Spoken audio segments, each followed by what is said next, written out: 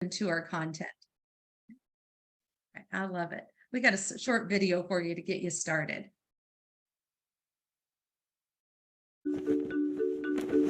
Don't call me a lead. Or a transaction. I'm more than that. I'm your customer. I expect more than just service. I want an unforgettable experience. An experience that delights me, wows me, exceeds my imagination. My customer experience isn't defined by you. It's defined by me. It's not one size fits all, but personalized to me. I expect you to listen to me, because my point of view is the only one that counts. I'm more connected than ever. And the truth is, my reviews to friends and family can help or hurt your business. The story I tell about you depends on the experience you provide me. And I will gladly sing your praises because I know you care about me. You're customer-centric and put me first. I trust you because you're reputable, knowledgeable, proactive, and you communicate with me. You do what you say you'll do, and you do it well. You prepare me for what comes next. You check in to see how I'm feeling about your service. You bring value to our relationship and stay in touch even after the transaction. You provide an unforgettable experience. And when I think of real estate, I think of you and Keller Williams Realty.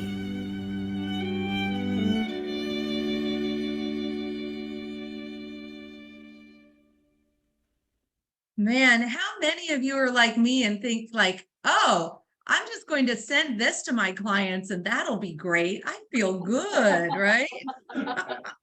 If only it were that easy. Good morning, Stephanie. How are you? Good morning. Glad to have you with us. So, today's class is about customer experience. And, customer experience is like dropping a pebble in a pond, and there's a ripple effect. Would you agree? Like when we have great customer experience, the expectation just keeps moving along. And then when we drop the ball, more like a ball of negative customer experience, well, that has a life as well. And so, there's a ripple effect. Throughout this course, you're going to learn how little things can make a big difference when delivering a wow customer experience. We're going to go from E to P, from entrepreneurial to purposeful when you set expectations. We'll be discussing setting expectations, serving your customer, surveying them to get feedback, and then surpassing those expectations, and then sustaining the relationship. We actually call that, and don't worry, it's all in your material, we call that the 5S to serve the customer experience. So today, whether you already give great customer experience, customer service, or you're looking at how can I increase it, today the goal is really about being interactive. We're going to learn more from each other than we do necessarily from the course, and the course is going to provide a lot of great information as well. So today is about looking at your foundation, right, of a system. And I say that it's a foundation and it is a system to take your customer experience from average to extraordinary, right? So that's the goal of this, is to have raving fans for life. Now, I'd like to know why each of you are here, what you would like to take away or learn from this course today. And so for a moment, each of you are somewhere in your path of customer experience, and think about where you would like to go. And so I'm going to give you about 1 minute to write that down. And then we have a small class again today. I love it. And we're going to learn from each of you what that is, and then we'll jump in. So go ahead and take a minute and write down, what would you like to take away from this class today?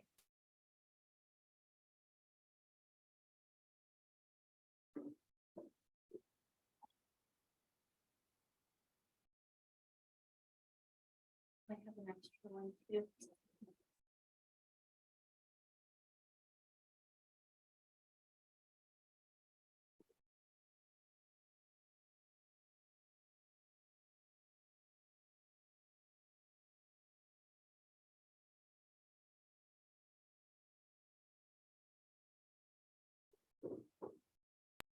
It's somewhere I have to making sure we're.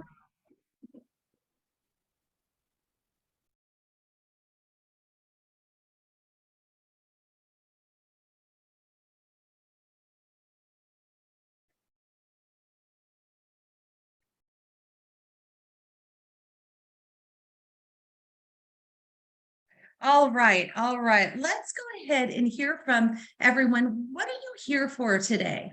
What would you like to walk away with? Who'd like to get us started? Okay, so I'll get us started. So this is Karen, and I'm bold. Yes, you are. So, I would like to walk away from this class with the ability to have some of my customer service automated in a way that the client does not know that that part of it is automated. Interesting. Whether it be through a company that I hire or a system that I use or what. But I would like it to be something that happens automatically. And I already use like Client Giant to send out gifts quarterly to people that I don't, that one, they're either too far to drive out to for a pop by, or they don't live in Durango, but they have a second home here or something like that. So I use Awesome. that for an automation, but just what else could be out there that would be helpful? Perfect. Thank you so much for that, Karen. Great. Who else? This is Sarah. I'll go ahead and jump in. So my take on it is probably going to be through a different lens. I'm looking at our customers as our agents and managing expectations by asking better questions to find out what their expectations are. Awesome. Awesome. So you're looking at perhaps how do we set it up in advance so that then you can fulfill the expectations or let them know that that's not something we do. And yet here's where you can receive it. Yeah, super important because you have what, like 150 expectations? Yeah.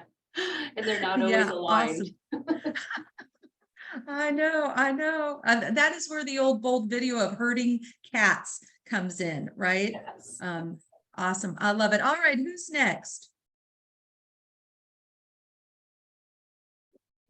I kind of wrote that down as far as having a system to be able to run itself and be more automated so that I'm not running around all the time and have videos, those short videos set up to help, my clients understand the next step in each process.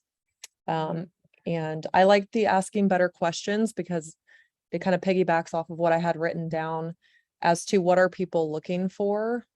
I know it's hard to balance the two types of people. Some people want information overload and some people just want the bullet points. And so it's trying to balance out the two types of people so that you don't feel overwhelming, but you're giving enough information.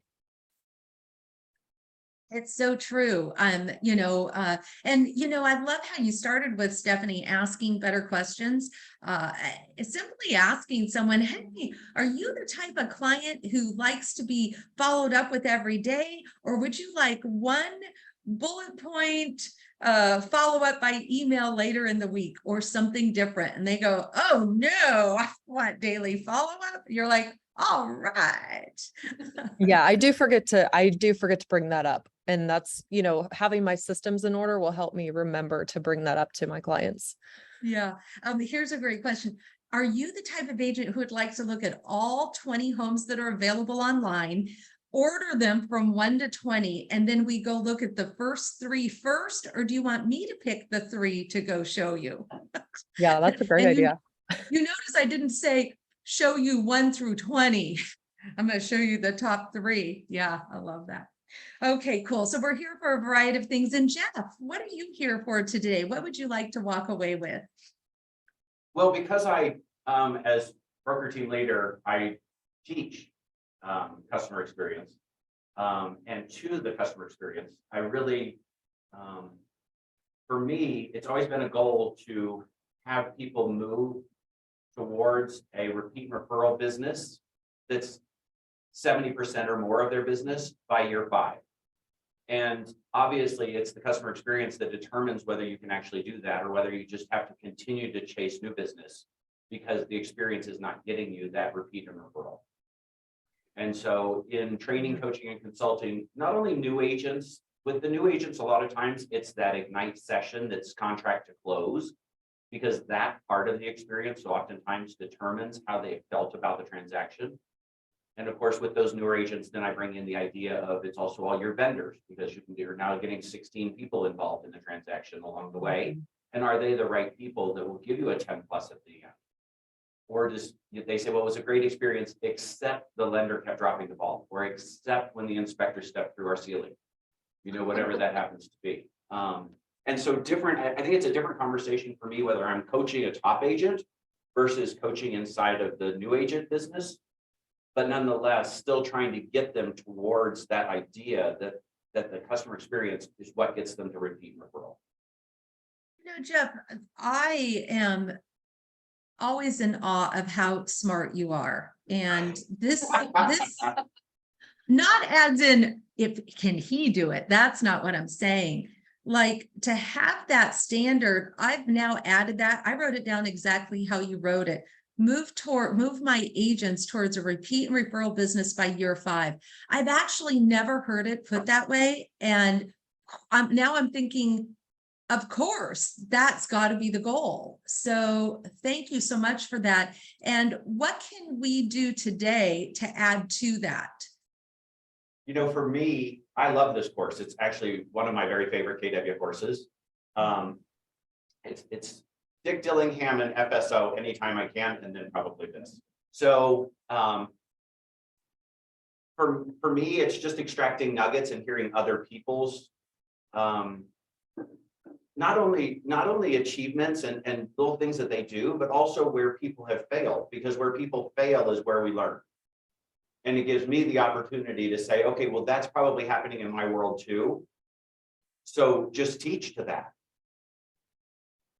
Yes. So thank you so much for that. Like, no expectations on your instructor this morning to follow a great customer experience instructor. Thanks for sharing that. I love it. So good. So here's the thing, everybody, people will fail and we will move forward through those failures. And yet, let's go ahead. Here's what we're going to do. I'd like to make sure that we have everything we need for the course. Does everybody here have the handout? If not, Christine can put it in the chat box for you. Stephanie, do you have your handout? No, I could not find the email in my spam.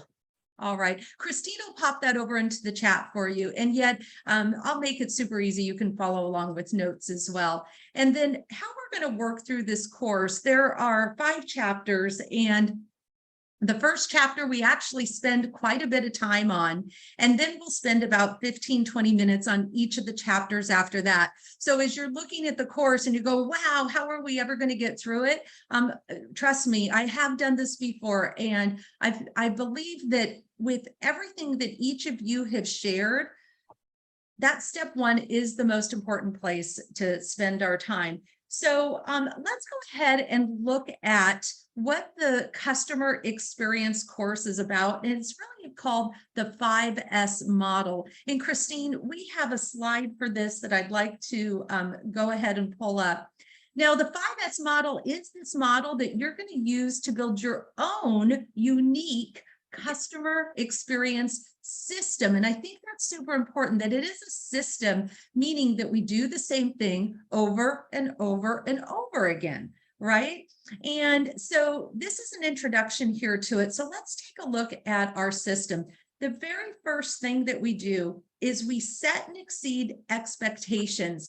And that's that, as Sarah said, at the beginning of the relationship and we make an agreement on them. So we're going to dive deep into that first one and spend a whole lot of time there this morning. Now, the second one is we serve our customers, and we do that by giving them, like, literally doing what we promised that we would do, right? And then we do it really well. And by the way, when we do make a mistake, we own up to the mistake and we fix it right away. And so I'll share with Jeff more of the mistakes and that I've made that have worked out well than the successes here, right? Then what we do is we survey the customer and we ask them, did we provide the service that you expected? Where did we exceed the expectations? And perhaps where was there room for improvement? And I think in that, whatever they say, the answer is only one thing. Now, if they give us feedback that it wasn't so great, anybody know what the response is? Like, anybody know what that response is? Thank you so much for that feedback. That's the only response. If they're brave enough to share feedback with us, we say thank you for that feedback. And then we zip it, right? Nothing, never a but or did you know? We just say thank you for that feedback, because there's nothing anybody can do with that after the transaction is over. And then number 5, we sustain the relationship. And this is like for life. This is to create lifetime customers and repeat and referral opportunities. And so, we have to know our customers and ourselves to really build this model. So let's take a look at the life cycle of it. Christine, let's go ahead and move to the next slide. Move to the next slide. There we go.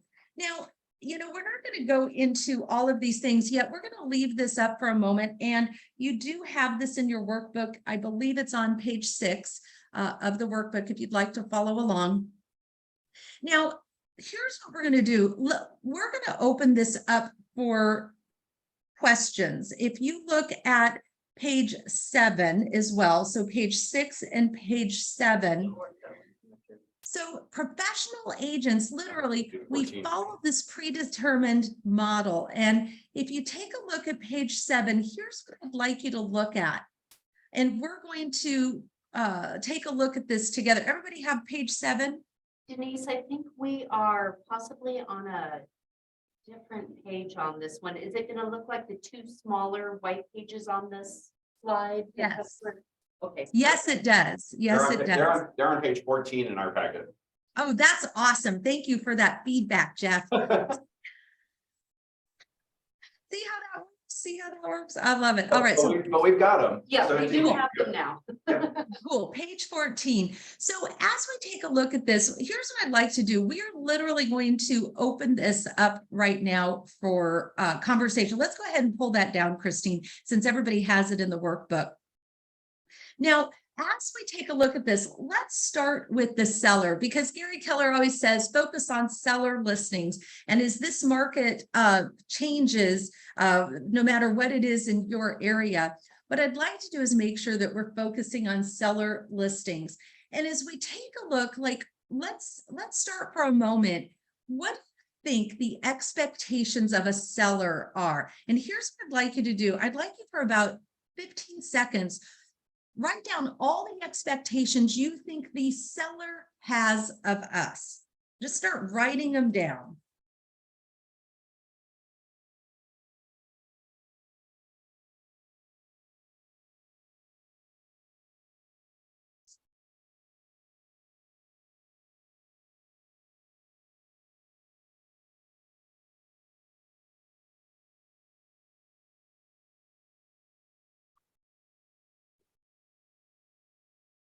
Keep writing.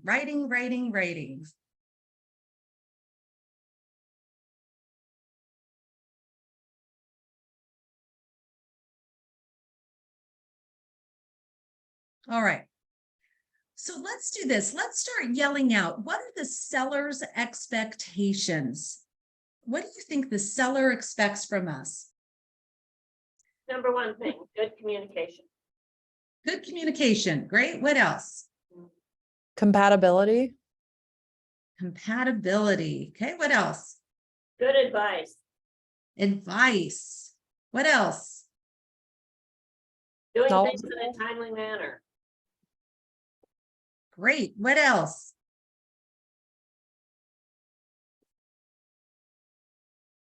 Professionalism.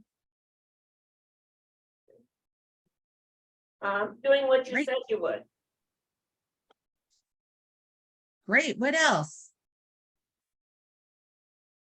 Make it a smooth transaction for them. Smooth. What else? You know, I think it comes down to so many of these things fall into that thing that we always say, which is that they want you to get them the most amount of money in the shortest amount of time with the least amount of hassle. There you go. And that was what I wrote down, Jeff. I wrote down, they expect you to sell their home for top dollar in a fast time period. And all the rest is what we do to accomplish that. And yet they don't really know what we do. They do know what they desire for us to do, right? Yeah. So everything, when we are setting up their expectations and we're setting up good customer service, we have to remember what the end result is that person, that client is looking for. For a seller, they are looking to, sell their home fast and for top dollar. And everything else are the activities that we do to get there. So when we are talking about expectations, now, Sarah, your client is the real estate agent. What does the real estate agent expect of us? They want to be able to have their business supported at a high level so that they don't have to worry about all the details maybe, but can come in and have the training and support and anything necessary to run their business. Yeah, and let's dig in. So, Jeff, what does your customer desire? Which is the agent as well.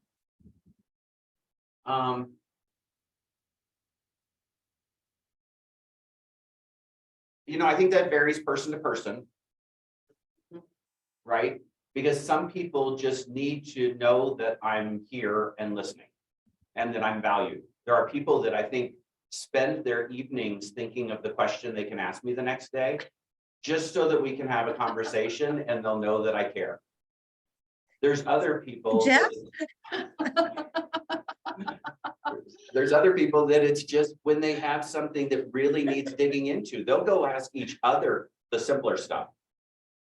But then there's things that they're like, I need to leverage Jeff's experience and his knowledge, and I'm going to take up his time. And they value my time differently.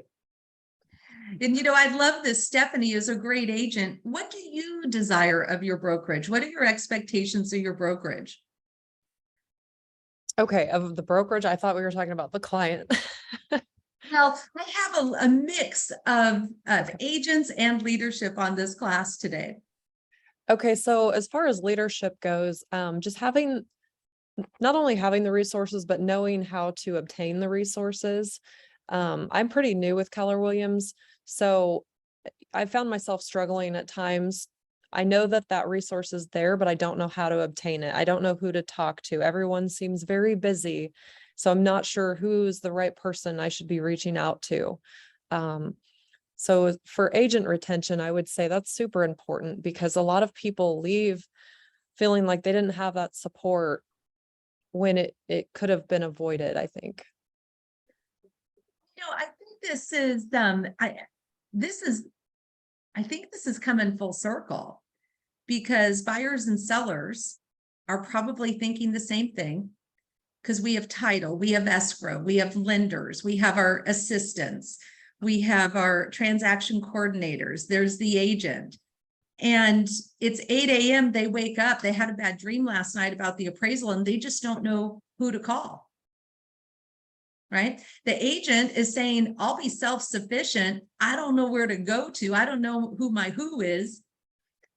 And we're all really busy. So it's interesting, Sarah, going back to those expectations up front, can you see we're setting those great expectations of all involved? When we do the work up front, we can have great success going forward, because we all know somebody's going to have a question along the way. It's, do they know who their who is, and do they know how to be self-sufficient and get their answer so they don't have to spend time in this stress spot for as little time as possible? I don't know. I think we could all go home right now. What do you think? So it's interesting though, what for ahas, you're going to see this class is more about us having a conversation than it is the workbook. And yet we will walk away with the system. What are your ahas so far?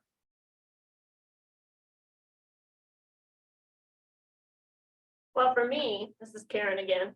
For me, it's really a reminder of stuff. And a lot of times that's why we take bold, 12 times, just to be reminded of stuff that we should be doing that gets lost in the cracks. And so maybe we can be reminded and put a new system in place, or a new program where we take care of the things we should be. So it's really just a reminder as to, the basics, because we get so caught up in the real estate deal sometimes that we forget that there's a person behind it, and that's important too. And I'm a high D, so for me, that step is really easy for me to forget. Because I'm busy making sure that everybody's doing in step and doing the things they're supposed to be doing. It's happening like it's supposed to happen, and everybody said the appropriate thing, and et cetera, and I forget that sometimes somebody might have a nightmare about the house not appraising and need their hand held. And so for me, this is a reminder that they're people. Yeah. I'm reminded of a couple of outside of real estate experiences that I've had that have created literally companies for life that I will never lose. I will never leave. And the first one is several years ago, I was actually auditioning for Bold, where we had to get on the plane and go every week, right? It was a Sunday night, about 2 a.m. I woke up. I had moved to Phoenix not too long ago, and I had a horrible toothache. Come to find out, I needed a root canal, and I was supposed to get on a plane to go audition to Bold at 2:30 that day. So at like 6 a.m, I'm looking up online emergency dentist. And at 6:30, I sent like 4 texts or emails, whatever, however it is. At 6:30, a dentist calls me back. And it's Dr. Anthony Tutoro. And he says, "Hi, I'm the dentist. You left a message on our emergency line." I'm like, "Could you tell the dentist?" He goes, "I am the dentist. What's going on?" Monday morning, 6:30, a dentist calls me back and he's like, "Ma'am, I can get you in at 8 o'clock. Can you be here at 8? I had my root canal. I made it to Bold. Nobody ever knew," right? And it's a huge business. It's a huge practice in business. Like they've got like 9 bays and, all this stuff. And there's 3 dentists there. And like that, like reaching out to me in my moment of challenge at 6:30 on a Monday morning, I'm going to tell you, they can make mistakes all day long. That first impression though, I refer every client to, I think it's called my Scottsdale Happy Dentist. I'm super happy, right? Like, so it's our expectation up front, that very first impression, what impression are we making on them, right? Because they can make mistakes going all the way. And my first impression is, the dentist called me back in my time of need. Interesting, right? Yeah. I don't know that I want that model. And at the same time, I'm sure happy they did. Right. So here's what we've pretty much covered this. I'm going to skip forward just a little bit. There are a couple myths. Let's take a look at these myths we have, Christine, and I believe we have a slide for it. And you can follow along in your workbook. It says myths. Here's what I'd like to cover, and we're going to open this up wherever it comes for conversation. So there is a myth on customer experience that the customer experience is defined by you, the agent, or by you, the leader. What do you think? Is that true or not? No. Who's it defined by? The customer. The customer. And how do we find out what great customer experience is to them? Ask them. We have to ask them. That's right. Here's another one. It starts and stops at the end of a transaction. No, not if you want to. No. It starts and continues for a lifetime. That's right. Yeah. How about this one? Good customer experience or great customer experience is meeting the customer's needs. Meeting and exceeding would probably go further. Yes. And here's how I'd like to add. You connect with them on an emotional level and exceed those expectations, as Sarah said. So meet them at an emotional level. You are hurting, Denise. Your tooth is hurting. I'm here to help. How quickly can I help you? Right? One size fits all, myth. It's personalized and touches on their emotions. Ever work with a client who has children? What would be an example of how we could connect with our client and connect with their children? The children usually get to dictate a lot of the scheduling. It's hard Absolutely, to absolutely. override a toddler who needs a nap. Yep. Do you ever have children on the showing appointments? Yes, and I let them pick their bedroom. There you go. Yeah. What would be another way that we could connect with the parents, yet we're connecting with the children on the showing appointment? Well, I usually try and take the children and let the parents look at the house. That's helpful to them because then they have a moment to think about it. And that's why we go pick bedrooms, is because that way I can just take them and we go do that. And it gives them Yes. the opportunity to walk around and think about it and talk to each other as a couple. One time we stood out at the street and the parents went in the backyard. And but they just need that. They need that time.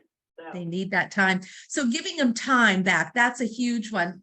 What could we do? Let's hear from someone else.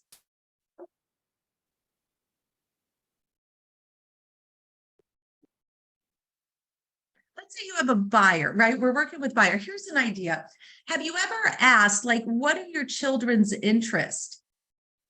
So what if they're coming from out of town and their kids play sports? Have you ever thought about on that showing appointment, stopping by the school and introducing them to the coach of that sport?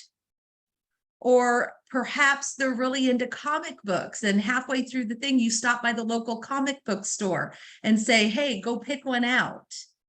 See, now we're involving the emotions of the children, which ultimately, you make my kids happy, I'm happy, right? You make this move a positive one for my children, and all of a sudden you have a positive experience because, you know, if our kids aren't going to be happy moving to a place, we're really just not happy, right? So how can, you know, thinking of your clients when they're coming in to buy a home, sell a home, or invest in real estate, how can we connect on a personal level, on emotional level, deeper, which creates the clients for life, right?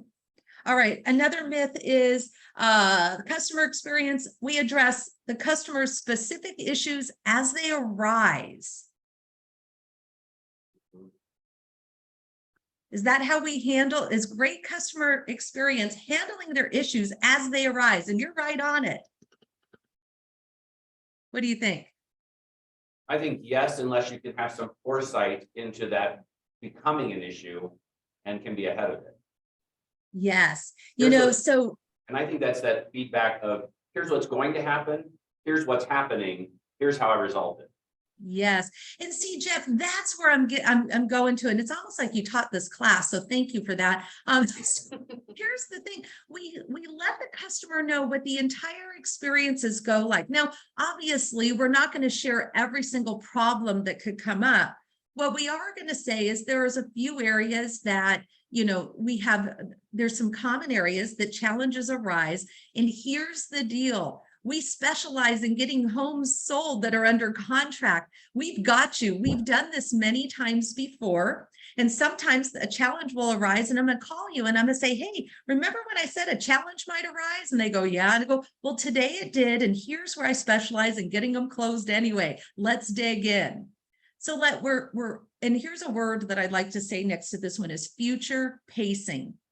It's a language technique called future pacing, which is about sharing all those things that are going to happen. Here's a couple places that challenges could happen as well. And then in the end, we still close on the home. So we're future pacing them that I'll call you when those challenges come up. All right, here's one. Customer experience happens organically. Yes or no? No, Thumbs up or no. lots of thumbs down from this room. There you go. It doesn't. And success is based on feelings alone. Now, thumbs down, thumbs down. They're measurable by a repeat and referral business. And this is where, Jeff, where literally I'm borrowing your goal. By 5 years in the business, 70% of your business is repeat and referral business. That is a great goal right there. So we do have to be proactive when there's issues, and we're the experts though. We need to know what's happening and have those solutions when they do come. All right, very good. So what I'd like to do is let's turn in your workbooks, and here's what repeat and referral customers are golden. Let's go to the next slide, Christine. Let's go ahead and, yep, next one. There we go. There we go. Okay, so 80% of revenue comes from your past client, or pardon me, comes from repeat and referral business. This is what happens with a lot of agents. Let's go to the next slide, Christine. Now, we're going to show this video in just a second here. Yet here's what we know. We do want to have repeat and referral business. Now, I'll give you an example of my business. We lived in a resort area, much like Jeff and Karen, your business and Sarah's area, right? So we had a client base of about 450 to 500. We had so many people move in and move out. It was a little challenging for us to move past that number and have true people that we knew. All right. Now, from that number, though, from that like 450 to 500, we would close about 130 transactions a year. And more than 90 of those transactions came from repeat and referral business. And it was probably after about 7 years, Jeff. I didn't quite meet your goal of the 5 years now yet. And yet, so we knew that we had about an 18% return on that business every year. Yet our challenge in our business was continually growing the database because they simply moved out and we lost them, right? So we had to be super purposeful about growing it in the community. And then as people moved away and moved in and moved out. So I'm going to ask you, like, knowing your number of your database, what percentage of business is coming from your database every year? And how much of it is repeat business, right? So there's really two pieces of it. You have the METS database, and those are new transactions every year. And then you also have repeat and referral business from that database. So, you know, what is your number that you look at? And see, I think we have to set goals of where we would like to go. Yet if we don't know where we're at, how do we know if we've gotten any better, right? So, you know, like, and if I go back and use my numbers as an example, we felt really strong with 18% return. Where our challenge is in the growth of it. So we always had to be growing that database to get the return, because 18%, you know what, I think that was pretty good. Yet in the loss of it is where we could go backwards if we weren't purposeful, right? So let's open this up for discussion in terms of, like, Stephanie, what kind of repeat and referral business do you have, or do you know your numbers yet? So I just finished my first year in real estate. And each client that I've worked with has sent me a referral that I've done business with. And I've had 2 repeat customers since starting real estate. So I'm still in that first year where I'm still trying to figure out my numbers, but I've already had repeat customers and referrals. So Well, that tells us a lot about your commitment to customer experience. And so for you, as you scale up, I could see that perhaps this is a system that needs to be put in place, and yet your heart is already a servant heart and customer experience. And without that system, you could go sideways. Or, you know, Jeff, would you agree sometimes an agent with that servant heart is slow to scale their business up because they are afraid they won't give the great customer experience to everyone? And then Absolutely. they hold back. Yeah, so I could see where putting this as a model and system for you is going to be super important. Yeah, this is great. How about for agents? Agents, like, this is a little bit tougher question, Sarah, right? And Jeff, and yet at the same time, this is where the referrals come in, because we don't have repeat repeat agents coming back, hopefully, I trust, right? And yet, how about the referrals that you receive from your agents? Because that is a number that we could track, We right? have a very small amount of people who actually change brokerages each year. Mhm. And I believe a lot of it is influenced off of the referrals of other agents and what their peers are saying. So in that way, I feel that it's validation having another agent explaining why it's better to be with Keller Williams. I can speak to them, but having somebody actually refer them to talk to Jeff is a lot more powerful. Yeah, it absolutely is. So what we can track is we can actually track how many referrals of agents we receive per month. And our top customers are the agents that refer on a consistent basis. You know, so then are we treating our top customers perhaps a little bit different than we are treating the ones who never send us anything in that regard, right? I think yes, and I think we also help them because most of them have a desire to grow other people's businesses. Mhm. Most of those referrals that come in through us are not existing agents. They're people that they know that they think would make a great agent. And so we get them in through K-Score, and we actually develop them and we turn them into highly successful people. And that becomes the validation to that agent that referred. And so therefore they're like, okay, you did exactly what you promised. So I'll find more people just like that. I love it. I love it. All right. And so, you know, it's about reimagining it as well, right? So let's do this.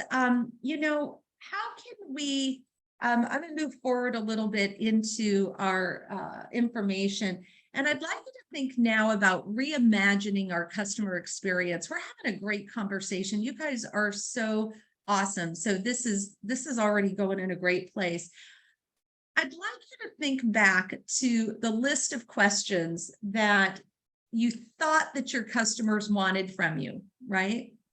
And I'd like you to reimagine this customer experience now. So let's dive in with buyers and sellers. And Sarah, for you and Jeff, you're going to think agents and teams and even small companies that are in your area, mom and pop companies. All right. And so I'm going to ask you some questions, and it's about reimagining this. So with that thought, Karen, you're for buyers and sellers, right? I'm going to ask you this. What technology can we be using that can add to a great customer experience? And start writing it down. It doesn't mean you have to use it. These are options that we have. So what technology can we be using to add to a great customer experience?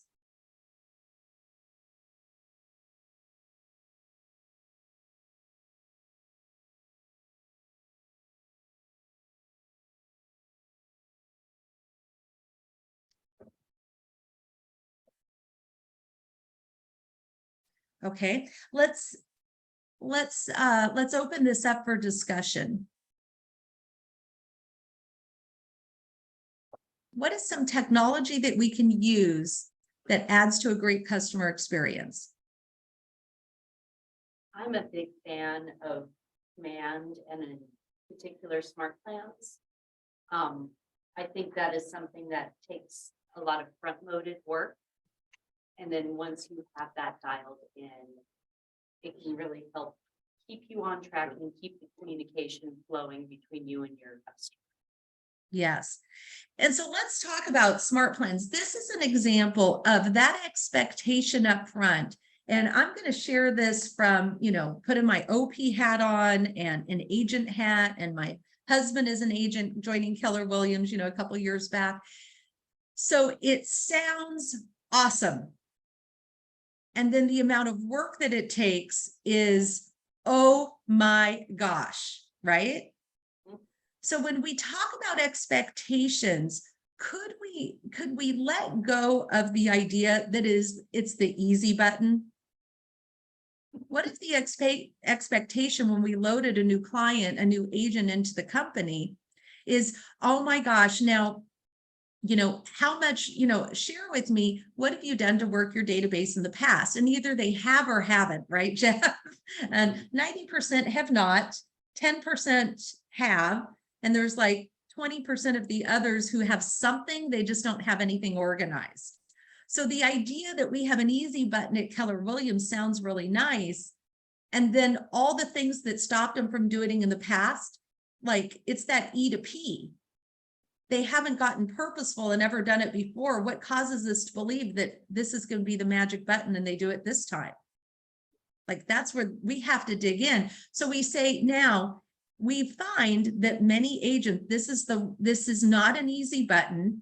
There is work involved. And we're going to find that if you show up to 2 classes a week and commit to maybe 2 to 3 hour time blocks for the first 2 to 3 weeks, you're building that foundation. It is going to take some time and some training. Has there ever been anything in the past that was well worth it, yet you had to learn it and learn how to implement it? Yes. Well, this is like that time. Here are the classes weekly that you can commit to. Here are the people that you can talk to. And here's the videos if you'd prefer to do it at 2 in the morning on your own. And then you ask the question, which of those is the best option for you so we can support you in that? So, I think sometimes we want to say we have the easy button. Buying a home in today's world isn't easy. Loading an agent into our market center isn't easy. It can be simple. It's not easy though. I'd like to open this up for questions. Let's start with the agent side, then we're going to come to the consumer side. What are your thoughts?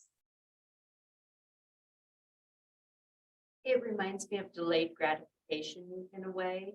You do have to get through that breakthrough point, that front-loaded work, and then once you're through it, if you can see it through, you receive the benefits afterwards, either moving their business or getting them set up on some sort of marketing plan that they can use. It definitely requires the work.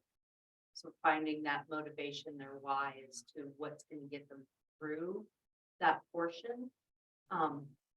Because I think a lot of times when you realize what's involved, you do lose a little bit of motivation getting back to that. Yeah, and so I think this is where we can share the model of moving from E to P and say, has there ever been a time where you didn't do the work up front only to, get frustrated with it later? And this is a place where agents can have that happen. Our intention is for you not to have that, so that 6 months later, you too can have that 10, 12, 15%, 18% return on your database every year. So is it okay if I keep on track with you on that and call you if I see that we're not getting that accomplished? I don't know any agent that would say no to that when they're committed to their business. Denise, I think that when people are onboarding, whether they're a new licensee or a transfer, it's critically important that we set the right expectation to say that there is work up front. I don't think saying our toolkit is so cool and it's so powerful and this and that and the other thing should be a message that doesn't also include, and it's going to require upfront setup time. You can do that, or you can pay somebody like Agent Services to do that for you. Right, But once it's set up, it automates very nicely. there you go. But I don't want It's, them to think that they show up and they give me an FTP file to transfer their database and voila, everybody's in everything and flyers just got automatically built for all their properties. Probably the flyers even got stuffed in the box out at the house. I mean, it's that easy. Right? I mean, right. I have to set up the right expectation. Yes, and this is the same thing. Now let's talk about buyers and sellers, right? So what technology can we use with buyers and sellers to make it a great customer experience?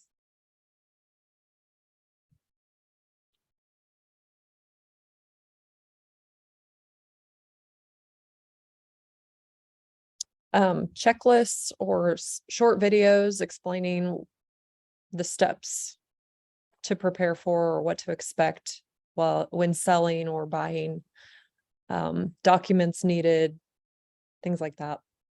Yes, I love it. Thank you, Stephanie. So, it's much like an agent onboarding. There is some work that is required by our buyers and sellers up front to make it a great customer experience, right? I always say that people like to know how to win. Like they like to know how to get the end result, which is to buy a home or sell a home. And there are certain things that they have to do up front. Now, who here is using the consumer app? Like, let's say for the buyer consumer app that has all the buyer checklist in it. Yeah, so you can go to the app and you can upload your own checklist into the app as what they can follow along, and they can send you text within there or emails, or I guess it comes in through an email. And so you can build these things in and yet we have to do the work up front by creating the app the way that we'd like it to be seen, right? Making sure that we get it into the customer's phone, into their smartphone. We spend a few minutes on how to use that, right? The same thing with the sellers, the checklist in advance, and maybe a timeline of when things should be done. And also, like, here's a list of service providers and checking in with them. Hey, do you still need somebody to fix that leak in the roof? Do you still need somebody to repair the stove or find that knob? How are you doing on that? And because you're following up with them. So technology is great. And then it takes the human touch with it to make sure that it's working. Can we have a conversation about technology for a moment? Can we make an agreement that the world is using technology? Right? It doesn't take away from the human experience, the emotional connection, though. So how can we use, so we have to decide which pieces of technology that we're going to use and where do we add the human touch with it? Right? So I wrote down a list of items that I see that we have as KW, amazing items of value that we can use as technology to, quote, enhance the experience, yet it doesn't make the connection, the emotional connection. So a couple things that I wrote down was definitely the smart plans, and even within smart plans, making sure they get the neighborhood update so they know what their home is worth. You can also create your monthly newsletters through that, and that's a little bit of personal connection, right? It can also be postcards that you write through Command. It could be, anything about just listeds, just solds, all those things we do through Command. It could be Facebook ads that we do through Command that go directly into your database, right? It could be DTD2 as a system, right? And yet, so we can offer all those things. It can even be down to the 1-minute commercial on the neighborhood snapshot, where you do the neighborhood little commercial, and maybe you're at an open house and you've got that commercial, you use the neighborhood and it sends all the market stats. I love that commercial to use at open houses, by the way, right? because it tells them what's going on in the neighborhood. You can't really tell a buyer what to offer, yet you could offer this and they could see in a heartbeat like what the home is worth. Like if they know how to do simple math, not like Jeff and I math, yet like simple math. Okay, so all these things are pieces of technology that we can use to enhance the experience. Even Karen, you had mentioned earlier that you use Client Giant. Like there's ways that you can use, like you've automated the experience. It's not automated in their mind, right? Right. No, that's very much it. And you still have to make calls around it, et cetera, et cetera. So, that part is also important. It doesn't take away the personal touch of it. It just doesn't make me have to go pick out an item, wrap it, mail it, address it, get it to the post office. It removes that part of it. So. So, when it comes to that, how can we create a moat around our business using technology? Like, what's the role of technology when it comes to creating this moat around our business? Well, I do believe, for me, the touches just keep my name in front of people. And I think that a lot of times in this business, that is really key to do that, because of the fact that there are other people that they meet at party or grocery store or whatever. If they decide right at that moment that they're going to list, just in being nice, they might mention it to them. And then you're off in a situation where you have to compete for your own listing. Absolutely. I love this. Okay. What else? How can we use technology to build a moat? Who else?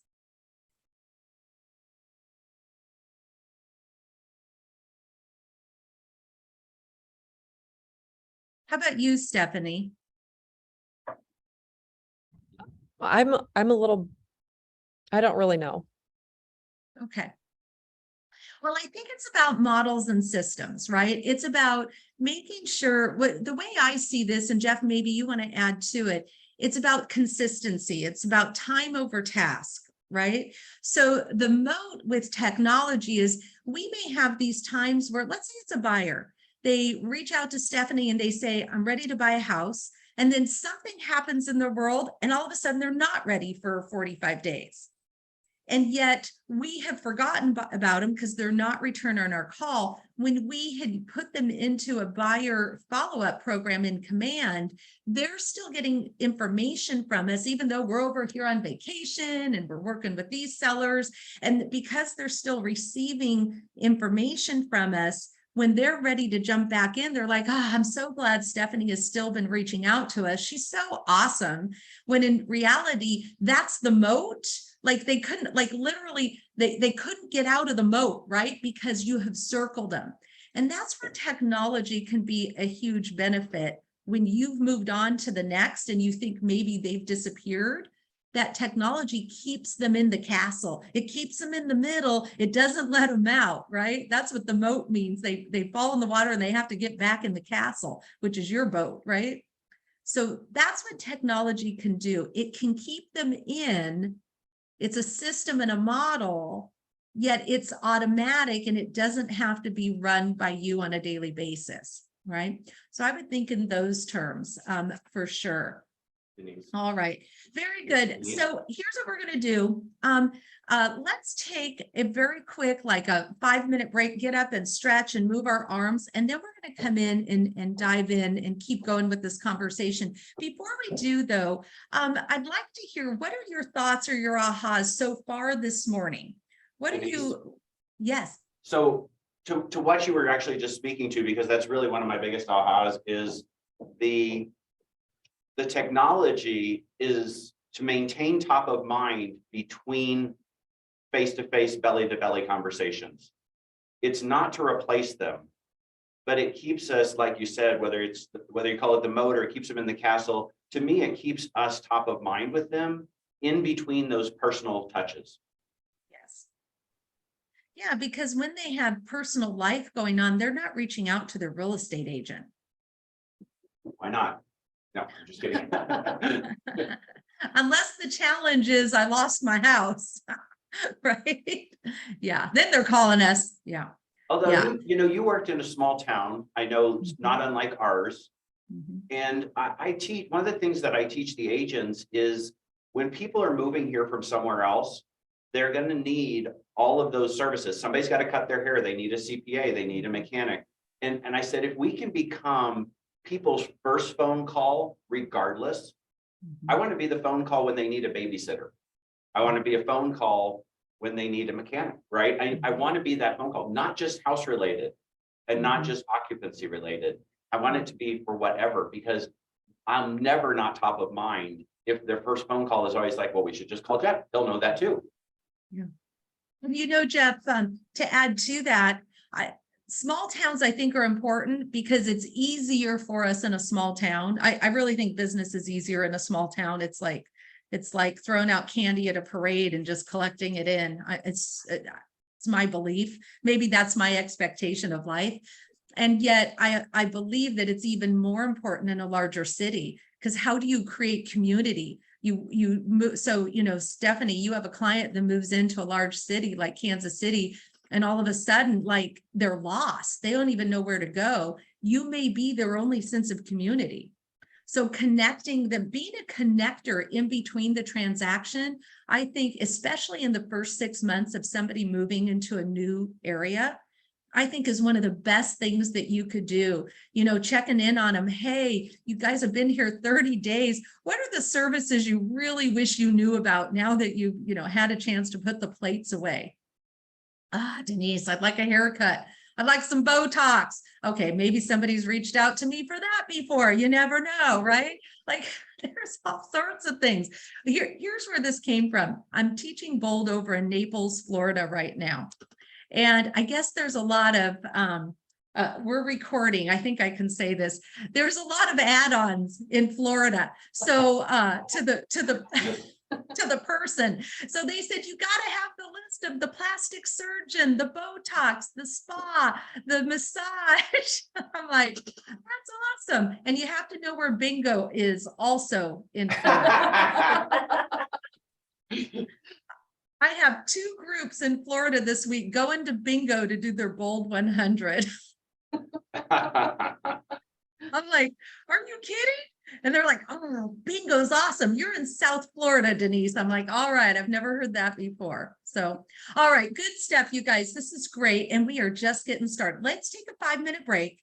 And we're going to come back and we're digging in even deeper as we come. How you doing, Christine?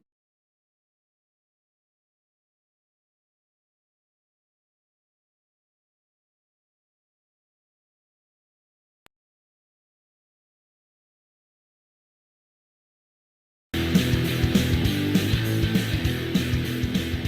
feel like you had more knowledge on the property before the agent did? We were finding information elsewhere that she wasn't going to find it, and some of that was. What sites were you on that you found different property information than what your agent did? Do you know offhand? I don't. But you know that you found. You'd run a variety of different searches with different kinds of keywords to see if something would pop up, and like I was able to find a previous Keywords listing. like what? Just I had the property address and just a variety along those lines of add a word, drop a word, try to say for sale, include foreclosure to see if something screwy was there, whatever the case may be, to see if you could find additional photos of the house or some historic information of any sort. I find the property, I find how much the bank foreclosed on it for. I go to LADBS, LA Department of Building and Safety, and I get pretty much all the records on it, and before I even go to the door and knock on it or step onto the property. I'm a Yelper, big time Yelper. I Yelped everything. I Yelped the inspection person, the assessor, the mortgage, like anybody that had anything to do with the home. I looked at reviews, and I used homeadvisor.com as well. Like for the termite inspection, I would see who in my area was recommended, kind of like the Angie's List idea, but I used a lot of internet searches for things. I would be curious to know what I could provide that you would perceive valuable, so valuable to say, wow, they seem to know what they're talking about. I want to choose them to represent me. For people with kids, I think schools is a major thing. I mean, know everything that school has. Know what what extracurricular activities they have, know the programs, know how the school is and compared to other districts in the state, what makes them stand out. Any recommendations for other neighborhoods that would meet my needs? Any super secret houses that weren't listed that you knew about? That would be great. All the things that you can't get online are the things that I want. Don't repeat what's on the website because presumably I did my homework already. Sure. It's those local things that you know by being there that I can't see that are incredibly helpful to me anyway.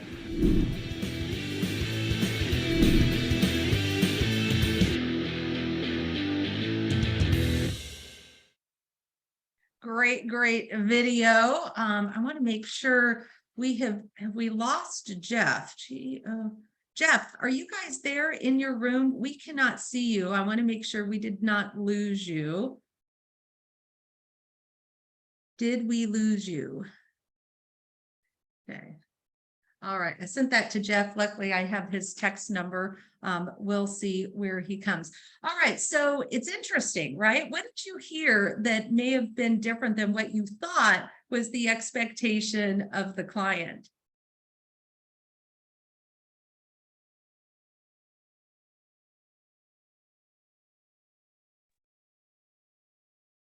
I guess it's more like a reminder of how important going beyond just information about the house, but also about the school, the surrounding area, you know, and also not repeating what's online. That, you know, some people do their homework and they want to know something that they don't already know. So digging deeper, and I guess I don't really know what that is yet. Let's take a look at this page. Yeah, let's take a look at this page that says be customer centric. All right. So what it means is it's really about bringing the value that the customer wants, not necessarily what we think that they want, because it's a move.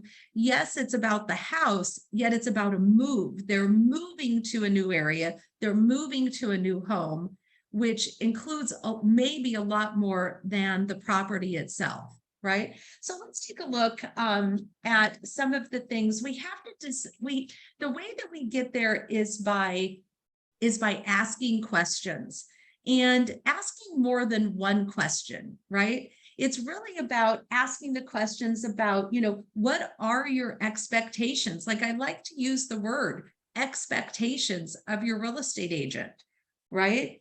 How would you like to communicate? There's all these circles here, right? How would you like to communicate? Is text?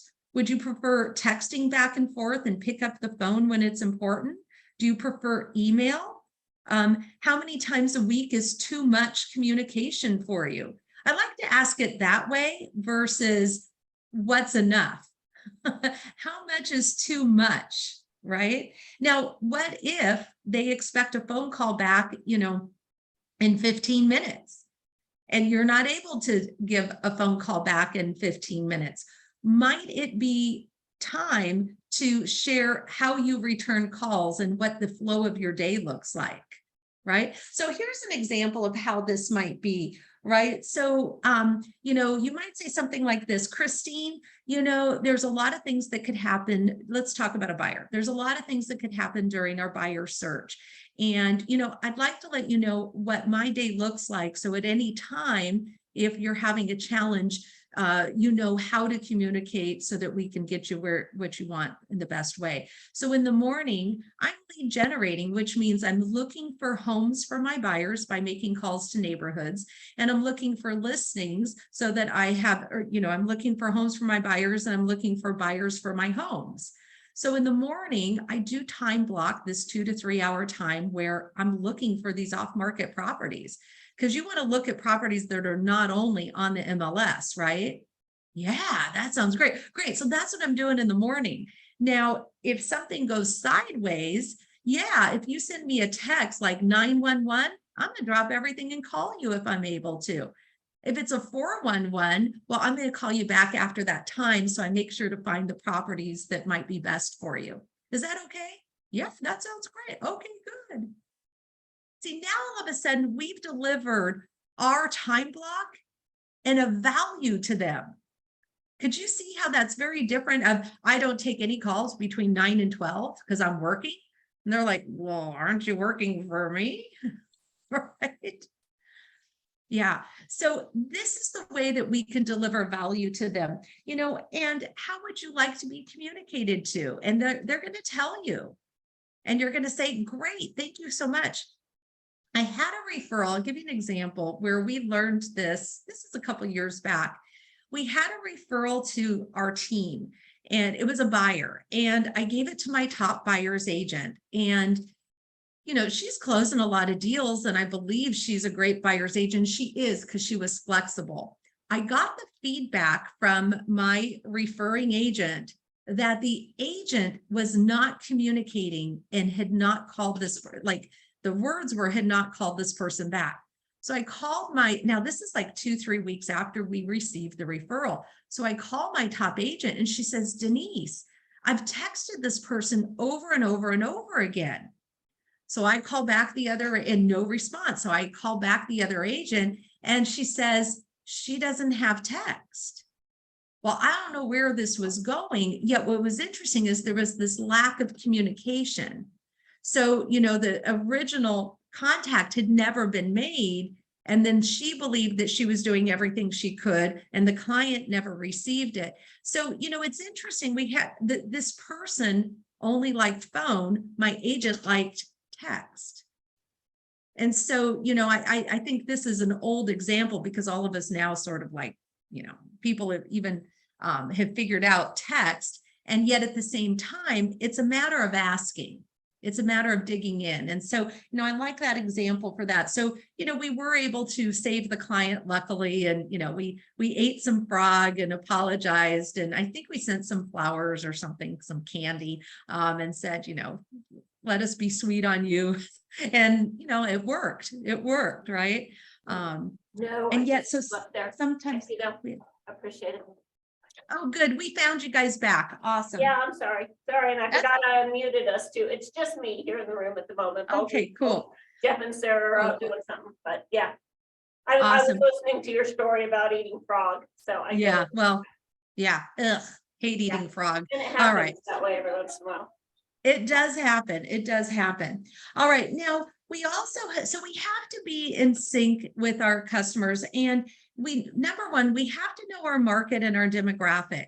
So knowing like Durango is an area where you have second homeowners coming in. You have a lot of people who don't know anything. Kansas City, it could be about knowing who the major employers are, or the things that people like to do in an area. It could be knowing all the different school districts, right? Knowing preferred communication styles. In the full class, the all-day class, we do jump into personality styles like with DISC training. Stephanie, have you ever taken DISC personality assessment? Yes, and I am still trying to figure out how to understand that. I did it once, and I probably need to redo it because it was a lot of information, and it was right when I got started in real estate. So probably need to redo that and understand it better, because I'm not even sure if I'm high D. When people talk like that, I'm lost. Do you know, is it the Abelson disc that you took, or whose was it? It was with Keller Williams, right when I got started.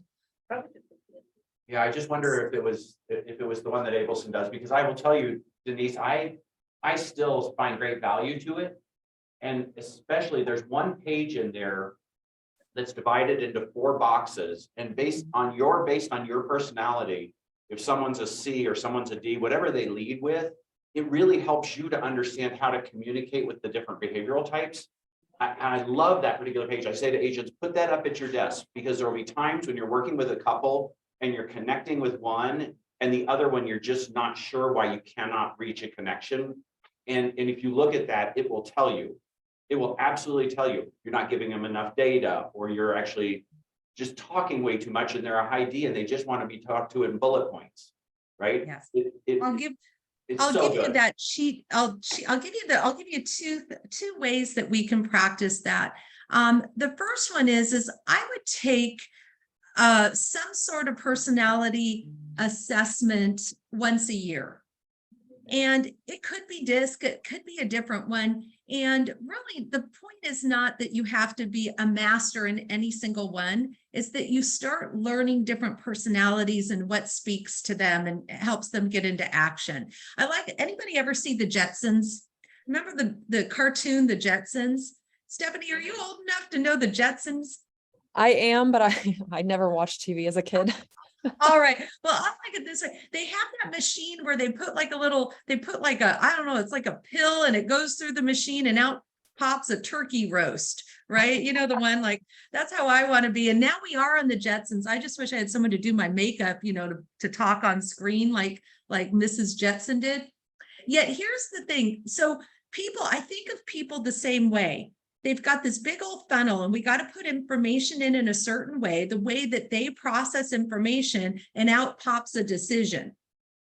And everybody is different, right? So the more that we can study personality styles, the better that we start communicating in a way that helps them out pops a decision. What Jeff is talking about, though, I'll just give you a little side training here because I think this is such an important thing. If you take on a piece of paper and draw a box and put it into 4 quadrants, just, you know, a big square. So you got 4 boxes, 2 across the top, 2 across the bottom. And then the top left, I'm going to make this super simple for you. The top left, write D for driver. Okay. Top right, you're going to put I. Bottom right, you're going to put S. And bottom left, you're going to put C. Now, across the top, so driver, the D's and the I's, okay, I want you to write fast decisions across the top. And across the bottom, I'd like you to write slow decision makers, slower, like slower to decide, not like slow, like stupid, like slow, like methodical. Okay. Now across the left, the D's and the C's, I want you to write low emotion. And across the right, the I's and the S's, write high emotion. So again, I don't like to put anybody into 4 boxes because there's so many different personalities and things that go into decision making.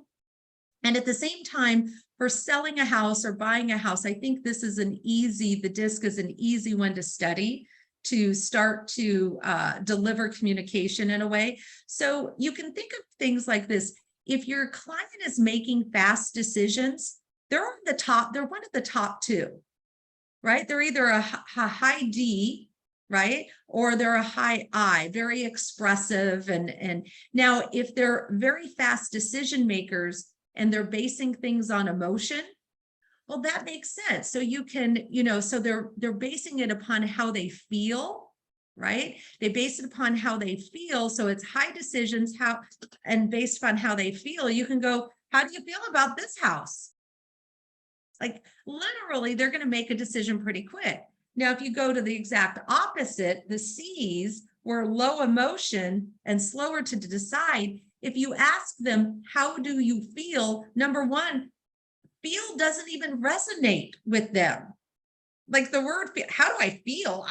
Who cares how I feel? Like to them, they're like, that was a question that just like you're trying to cram something in there that doesn't even fit. It's a round peg in a square hole. They're like, feel what? I don't have feelings around. What do you mean?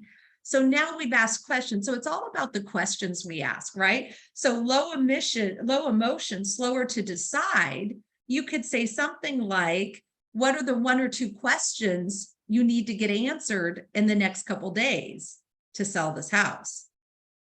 So now it's about facts, figures, details, and you say a couple days, which is the time to decide. And they're like, oh, Sarah's speaking my language now. And so for me, it's about these fast decisions, driver. So fast decisions, low emotion. That would be something like, Hey, did you get enough information to make a decision? Yeah, I think I did. Great. Did you want to go ahead and list your home today or tomorrow? Today. Okay, great. Sign here. So now we're speaking their more. So slower to decide, high emotion. And by the way, the emotion for an S is all about other people. It's not about how they feel, it's how they believe other people in their world will feel about the decision. So it'd be like, you know, all right, so what other decision makers do we need to check in with to see if this is the right home to buy? How would your children fit into these rooms? Like, how would they feel with these two front-facing rooms? How would your children, what would matter about this big backyard to your family? So it's really about the questions that we ask in these 4 quadrants. Is that sort of what you were getting at, Jeff, in terms of using the DISC? Yes, absolutely. You know, and I think that once you know and can recognize, I think those clues. So Stephanie, if somebody's talking with their hands and uses a lot of words and uses those feeling type of words, you know that they're an I, and it's going to be an emotional purchase, right? If you've got somebody who says things to you like, well, we should look at that some more. It's a high C personality and they don't have enough data to make a decision. They're so data driven. And when they say we should look at that some more, or we should look into that a little bit, they're just saying, I need some more data from you. And those are people that would probably just prefer we just had a conversation through Excel spreadsheets anyway. They'd rather not talk. And then the drivers are those people that they're super obvious. If you give them the contract to buy and sell, they will flip to the signature page. They don't need to go through that. Nobody needs to read 18 pages. That's just a waste of time. Let's just sign this thing and get underway. And so, you know, You'll those say things like, is it all in there? You're like, yep. They don't look at, I don't know how many dates and deadlines you have, but we have like 18 things that have to happen with a deadline on them before we can get to closing. They only remember the closing date. They don't know about any of the rest of the dates. They're hoping somebody else takes care of that. That's right. That's right. So part of it is, you know, this is a super important thing, and it doesn't come overnight. It does come with time and practice. I find that agents tend to attract people, buyers and sellers, or the decision makers who are somewhat like them. And then you start practicing on another one, and then you start practicing on another one. And after 2-3 years, you can actually be really pretty proficient at this. And in 5 years, you can be an expert at it. So it's a matter of practice. And like Jeff says, keeping something up on the board, take a training about once a year, and it's going to start making more and more sense. It doesn't come overnight. Even people who take the training and think they can teach it, it's really a matter of experience over time. So it's worth it. It is so worth it. Now, here's what we're going to do. I'd like you to turn to where it says activity, your turn.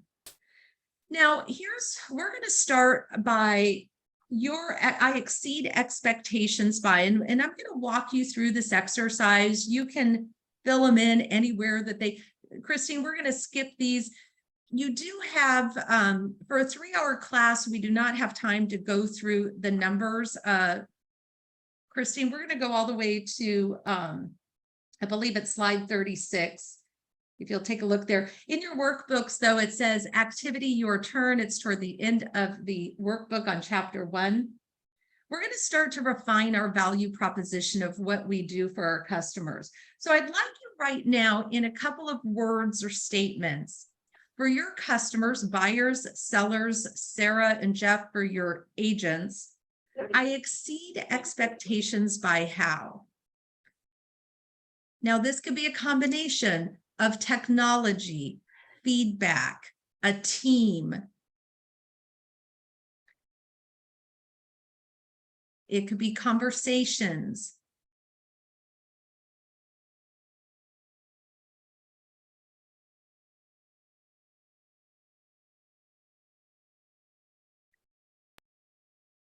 Now, this can also be where you refer back about the things we've discussed and what you're going to add in based upon our discussion of what customers' needs, or perhaps that video.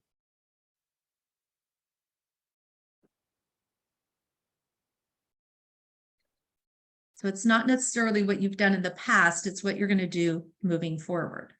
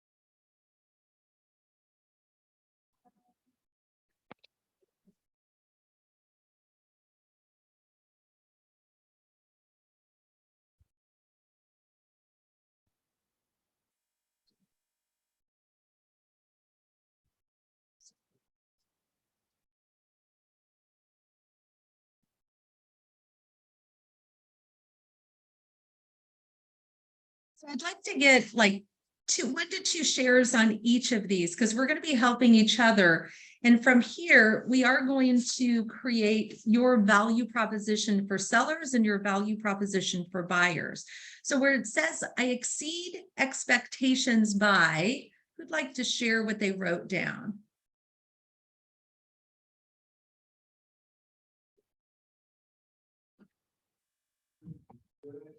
I wrote to have a high level of communication and systems in place to provide a smooth transaction. Awesome. I love that. Okay, great. Who else?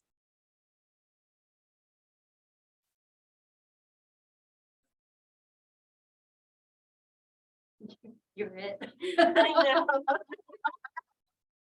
Okay, I wrote, I exceed expectations by communicating, providing a TC to help with the transaction, offering helper knowledge of the area, activities, professional, following through on what I said, by being proactive about the deal.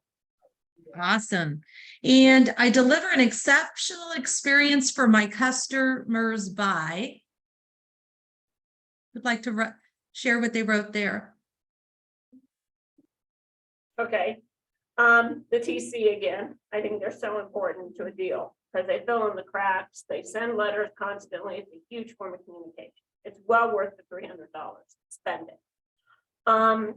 Systems, having systems in place that remind them of dates and deadlines and help with explaining things. You don't have to rewrite the same letter 15 times, just write one letter about what an inspection is and send that with their date so they understand.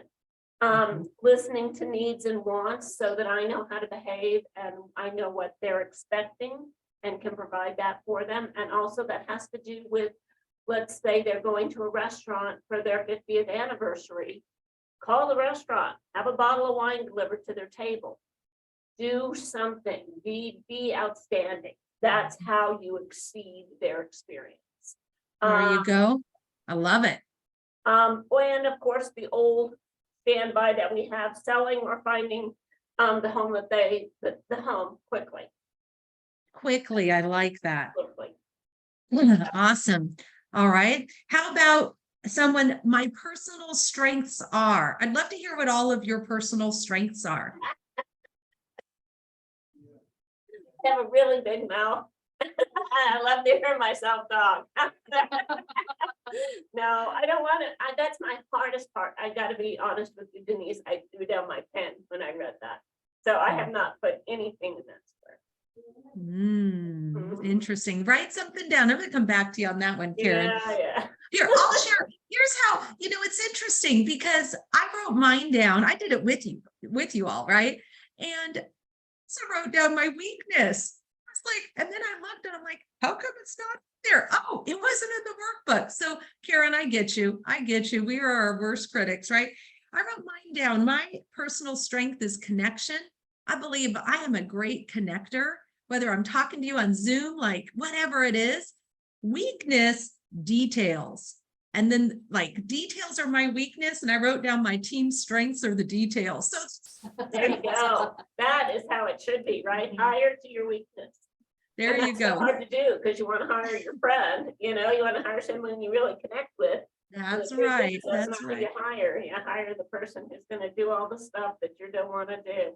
So That, here's the thing though about filling this out and doing this about once a year, right? Is that because our market is changing a little bit, right? And so I think of the importance of doing this specific course right now. If we're great at delivering information, are we delivering the right information? The market has been such a boom for so long for sellers and a challenge for buyers. Do we have to change the information in the conversation? I put under deliver exceptional customer experience, I put down a great pre-qualification. And how does the information that I'm delivering during that pre-qualification or that buyer appointment, right? How does that have to change based upon the market? So always changing the information as the market changes. Now, let's go ahead and go over here to your value proposition for sellers. And in 1 or 2 sentences, it's almost like your elevator speech, right? And I'll share with you, I was sitting on the plane going to Naples, and I would have loved a nap from Atlanta to Fort Myers this last week. But you were practicing your bingo. Oh man, yeah. Well, Jeff, I got a talker next to me. And at some point you decide, all right, we're going to do this because the headphones don't mean a thing. And this gentleman that I was sitting next to, come to find out, he owns 9 rentals in Naples. That was a fun conversation. I got his name and number. And anyway, so 9 rentals in Naples. And he said, Denise, tell me, he goes, I'm trying to understand. Now, by the way, he is basically a Denise in the PepsiCo organization. He is a speaker, a trainer. He trains and he's been in Pepsi for almost 30 years. So it was fun having this conversation with him. And he said, he goes, Denise, like I own rentals all over. I own 9 in Naples. He's up in Chicago. I own property up there. He goes, but these were his words, but why do agents how do we raise the bar in your industry? I was like, whoa, where's this going? And he says, is it okay to talk like this? I said, sure, I get it. And I said, tell me more about what you mean. And he goes, well, why do agents think they can just send me a text and I'll list a house with them? He goes, and I said, well, let me ask you a question. He goes, I just sold one for sell by owner. He goes, I use agents and sometimes I'll sell them myself. He goes, but this one down in Naples, I did a really bad job. I had bad pictures. It didn't sell. I thought it would be easier. The market's changing and what I used to do doesn't work. And I'm like, so I need an agent. And I said, let me ask you a question. His name was Mike. I said, Mike, I said, you own a lot of property. Would you have listened if an agent had talked to you? Was there a period of time? He goes, yeah, there was about a 10-day period of time where I didn't know what to do. I said, interesting. How long had you had it on the market? He goes, a month. And then there was this 10-day period of time where I went, well, that didn't work. And I was confused and I was looking at everything I did. And I said, what would an agent have needed to say to you to cause you to have an interview? And he goes, well, something other than I'm really great. Let me come over. This is what he's talking about. What is your value proposition that you could use in 1 to 2 sentences that would have had Mike set an appointment with you? And he said, no agents were able to deliver that. So I reached out to a fraternity group that I have, and I have a fraternity brother that I didn't know was living in Naples, and I listed my home with him. Yet he had all these people who were not able to set an appointment because they couldn't say something like this. I go through a 20-point question to find out what's important to you. And then I deliver the information you need to know, and our results are that we get our homes sold 47% faster than the average agent, and for an average of 3% more money in your pocket. If I could do that for you, would you like to meet with me? And I said, if somebody had said that, he goes, yeah, I would have set an appointment with you. Because that's the value to them. Not I'm better, right? So let's write our value proposition for sellers. Now, you may not have those numbers, yet does your market center have those statistics? And maybe you can't deliver it tomorrow, yet I bet you could deliver it in 3 months. So we're going to work and put systems and models in place so that you do deliver on what you believe you'd like your value proposition to be. Stephanie, like you could say 50% of my clients have referred me business this year or something like that, right? Like that's a huge number. I love it. Okay, so what would your value proposition be?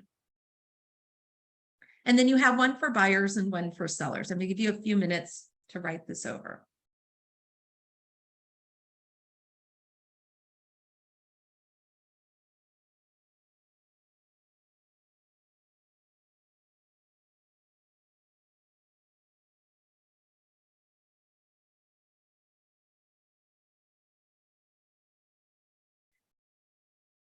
Christine, we are going to do the, I believe we have my customer experience system video, my CX system video. That's where we're going to go next for chapter 2.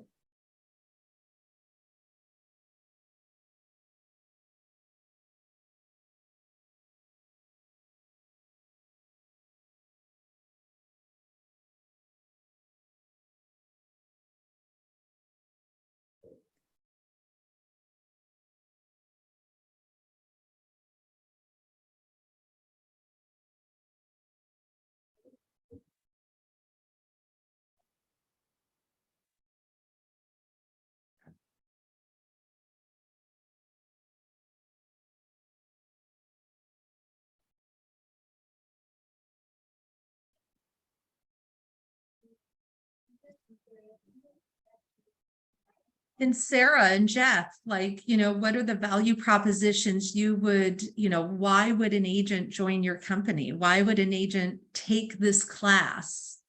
Right. So thinking in terms of the value proposition for maybe Bold Family Reunion and Mega Camp, and you have it written down in advance, right?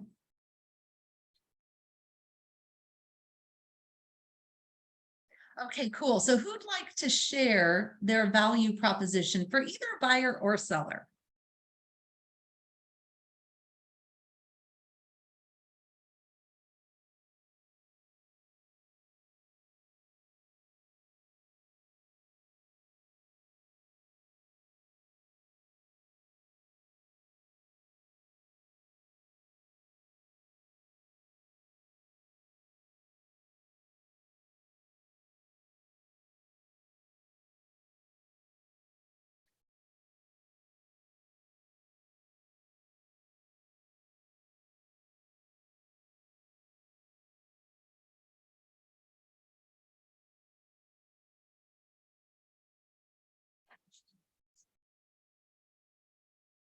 Who has, maybe you don't have it in a format where you can say it in a sentence yet do you have the components you'd like in it?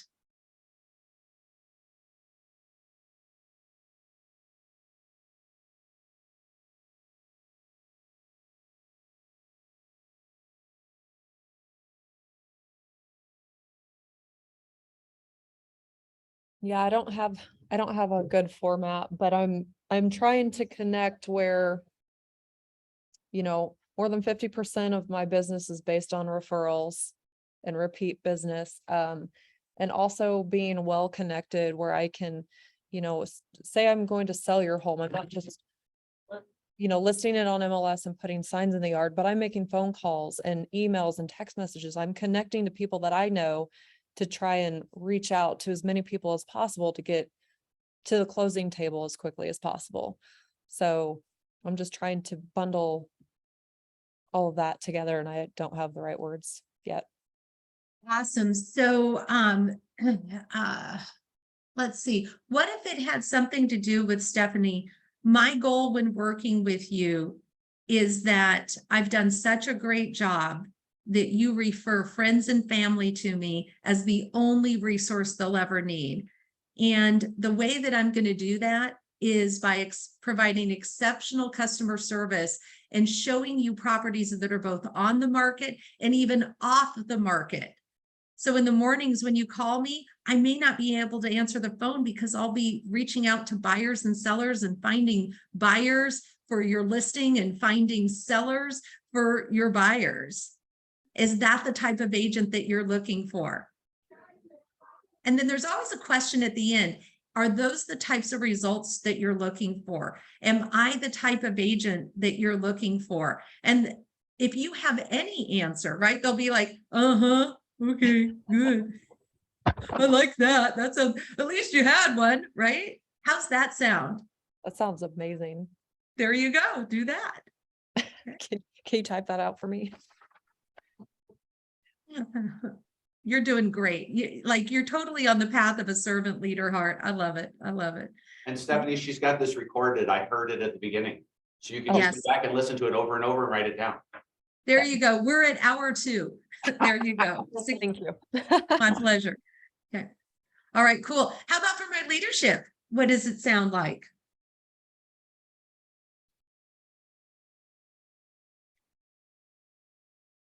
I'll throw my sentence out and then Jeff can give.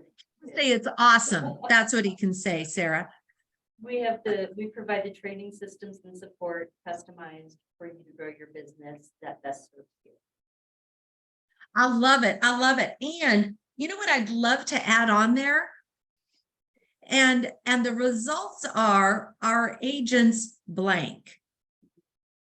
And the results are our agents blank. So I would like to have some result there because that's what the agent's really looking for, right? A lot of companies say they have these things. And as we heard from Stephanie, they don't always, right? And the results are we have more agents selling over 10 million than any company, or our agents have a higher per person productivity than any company in the area, or we have a dog and so you're always going to have fun no matter what when you come to the office. Oh, He comes and gives us love. He's 14. Yeah. So I would sign up. Yeah. Exactly. Me too. Me too. So I So think add Denise- results to the Denise, end. to add, I think it's that part where we say to help our agents run successful and scalable businesses. Right? Because what does all of that actually mean to them? Right? So either you're going to need to have specific numbers, right? And that's going to work for your C's, right? Or if I'm a high D, if you just tell me that I can run a successful business inside your organization, I know people who are doing that. And I've watched people scale to teams, right? That may resonate. Yeah. You know, as you're saying that, Jeff, depending on the personality as well as that, is what if we say, and we connect you with 2 of our agents who are doing exactly what you're looking to do so you can hear it from someone else. Because what I'm hearing you say is that there's a little bit of show me. Yep. Right? Yeah, this is great. All right, so here we go. I'd like you to turn the page. There's a chapter takeaways page. We're really going to narrow it down. Now, again, we're defining the system here, and this part goes pretty fast. All right, there are some chapter takeaways for you. You know, what are your ahas so far on this customer experience? And I have a light that is coming right into the sun just shifted. I'm going to put this blind down. Yet, I'd like to hear your takeaways on this first section so far. Give me a second.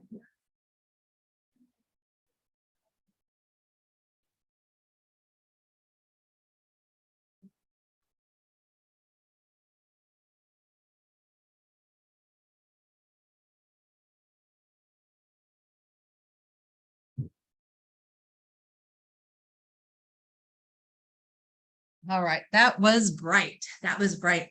All right, so what are some of your takeaways so far?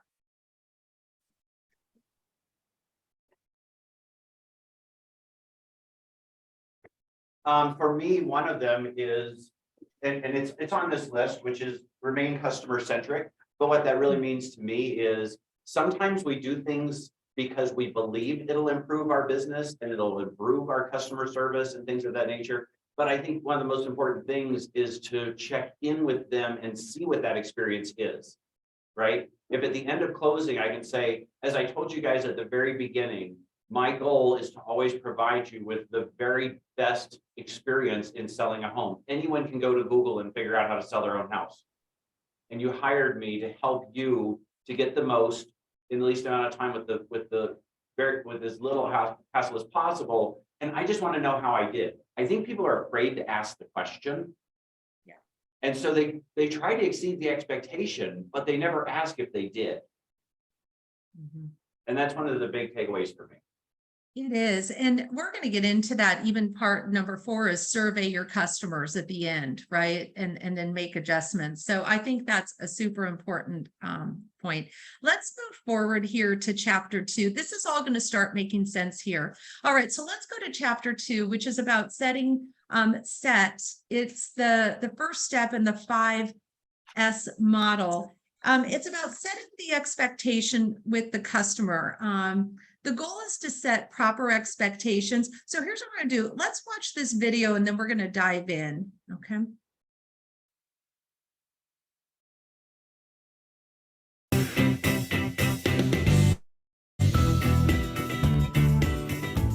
You said that you had a bad experience. What made it a bad experience? I gave her criteria of what we were looking for, and one in particular, and this is no offense to this type of house, but we did not want a ranch style home. The long, skinny ranch style home. That's completely not what we would wanted. And time again, she would send us 10 or 12 listings that were all ranch. And it was like, are you not listening? It was very frustrating. But I guess next time I just would like the realtor to actually listen to what we want. She was showing me houses. I specifically said, I don't want this Victorian style home. I don't like it. Don't even show me houses like that. Mm-hmm. We pull up to the house. It's a Victorian house. If we explain to you what we're looking for, and for some reason we might be missing some towns, and you make a suggestion, say, hey, that town is similar to this town. Why don't we take a look over here? Maybe there might be something you like. Also, it could be that we like a certain type of home. We may like colonial. If I'm looking at a town that has a lot of Victorians, then you might want to explain to me, more Victorians than colonials. You might say, well, this town may not be a great town for you because the inventory of what you're looking for isn't there, but this town might have it. So it's your knowledge of the areas you're working, or maybe you might go out of your way to research a town that might have what I want. Did you ever go to her office and sit down with her and tell her what you were looking for? Yeah, we sat and we talked with her. When I told her, this is the type of home I want, and this is what I want to pay for it. This is what I don't want to go over. I think that's what she should have showed me, and not homes that were, $300,000-$400,000 over what I was asking her to be seen. Her reasoning was, I've done this for years and years and years, and I know what you guys want, I know what you guys need, and you guys are not going to be happy in a place like this. She did really great at being my friend. She did really poor at being an agent. Like, what should she have done? She should have listened to me.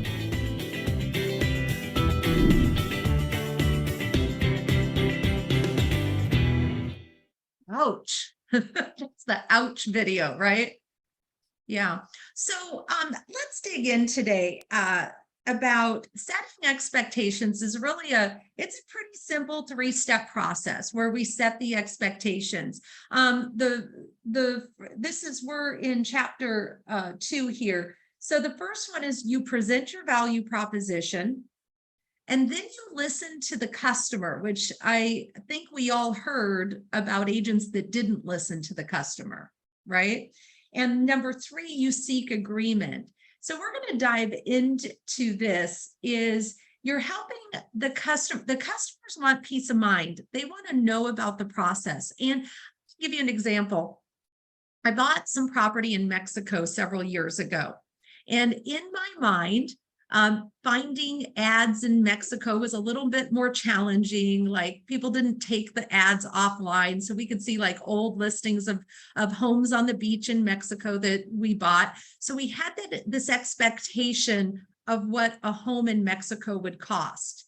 And we called an agent. We didn't have an agent. We found one online. An agent called us back. And the agent, we told the agent, they asked us some questions. The agent quickly told us what we, that we would come down, and they were like, yeah, we can help you find a house. And I even went so far, Jeff, as to say to this agent, hey, I know it's Mexico. Do I bring you earnest money? Do I bring you a cashier's check? And how much? Now, this part the agent did get right. He said, you need to bring a cashier's check for $10,000 for your earnest money. And here's the company you're going to make it out to. I'm like, all right, all right. So we go down to Mexico and we take the trip. We take the time, right? We get down to Mexico. We sit down with the agent and he shows us these properties that are more money. And they're all like $300,000, $400,000, $500,000 more, $200,000 more than we were prepared to spend. To the fact that we brought a cashier's check for $10,000, right? And what was interesting is he said, oh no, you've looked at old ads. Those homes aren't that much anymore. And literally what we said is, well, what are they? And he showed us and we were like, all right, well, show us those properties. What was interesting though, is had we been prepared, we were real buyers and we did buy a property, yet he didn't set the expectations. He didn't ask us questions. He didn't listen to us, or maybe he listened and thought this is the ploy of how I'm going to get them there. Like, I don't think that about agents. I thought that about this agent. It was interesting, right? And then they didn't seek agreement. So I don't want that to be anybody else's experience, right? So let's dive into how we do this. The very first thing is that we worked with our value propositions, and now we're ready to present it to customers with confidence so that customers have a peace of mind that they feel like you're taking care of them and that you're communicating with them. You're setting those expectations and communicate everything that you'll be doing to them. So that, I did buy a property with this person. I never did a second sale with this person. When I sold that property and I sent my brother down there to buy property, we did not use that that agent the same time because it was not the experience. I did get the sale. It doesn't end when the sale is over though, does it? Right? And that's an example of, he lost 2 sales. And actually my brother's brought like 3 properties down there now. So actually that would be 4 sales this agent missed out on, right? So how do we do that? Well, we become a fiduciary with them. We're going to serve them. We're going to guide them. We're going to educate them. We accept high responsibility as the agent. We advise and we consult and we exceed their expectations when we do this. So we're going to start with that conversation where you present your value proposition. And I also believe that's where it's okay, like that agent in the video said, to tell me that my expectations are unreal. We say that up front, not when we go show them homes. What if, they're moving to an area that 90% of all the homes are ranch homes? This is what you're getting when you come here. Like in my mind, when I heard that, I'm thinking, well, there probably is not a lot other than ranch in the area if they're sending her 12 ranches, right? Right. Wouldn't it be okay to say, hey, Stephanie, gosh, I hear that you don't want a ranch home in the price range. That is the homes that are there. What would you like to do? Would you like to go out to another city, or would you like to go up in price range? Because my desire is to give you what you're looking for. There's no homes that are, yeah, I know. It's interesting. That's the area we live in. What would you like to do? It's your purchase, not mine. right? So like that's part of having the conversation up front, right? So we do want to position ourselves as a trusted source. And you know, I learned from Diana Kokoska. Many of you know Diana, some don't in this room. Yet one of my great mentors, she said, we tell the truth in a caring way. We have care and candor. And candor is telling the truth. And we do it in a caring way. Gosh, you know what? All there are ranches in this area with a few exceptions. And if I find the exception, I'll share it. I'll show it to you. Do you still want to look for homes though, if they're only ranches? That's telling the truth in a caring way. There's no energy behind it, right? The only energy is that I'm telling the truth, not like beating you up with it, right? In an uncaring way would be like, oh my gosh, everyone loves a ranch. What's wrong with you? And of course, I know no one here would do that, right? So we also position ourselves as a trusted resource. And here's some things you might want to take some notes on. We're going to thoroughly explain during this setting expectations, the buyer or the seller process. Now, this is where we talked about personality styles. You could say, hey, you're an investor. Would you like me to thoroughly explain the buyer process? Or do you feel like you've purchased enough homes that you would like me to skip through that quickly? Now, Karen, I'd be curious what you think. Like, I find that people say, you know, I've bought a lot. Maybe I've never bought one in Durango, though. Please go ahead and go through it with me. Or they'll go, no, I'm good with that. Just show me the homes. Okay, great. Now you're treating them the way that they would like to be treated. Financing, are you looking to finance the home or will you be paying cash? Cash, great. The way to get your offer presented in the best light is showing proof of those funds. Would you like to put that together for me in advance would be better. See, now you're like, this is how you become a fiduciary versus just taking the order and one sale one time. What information about the community is important to you? You know, in what way will you, our schools, libraries, taxes, what's important to you about a community that I can get answered for you in advance? Oh, we've lived there before. We're good. We have tons of friends. Okay, great. And yet you're not going to get beat up for offering it, right? What vendors might you need in advance? Are you looking to buy a fixer-upper? Are you going to need contractors? Do you prefer handymen to do the work? Or do you have your own team to do that? Oh, this is a big one, availability. Like for a buyer or a seller, what's your availability? Now, when I'm working with buyers, now I always think in terms of, now hear this. This is Karen Candor. This is the truth. I'm going to tell you the truth here.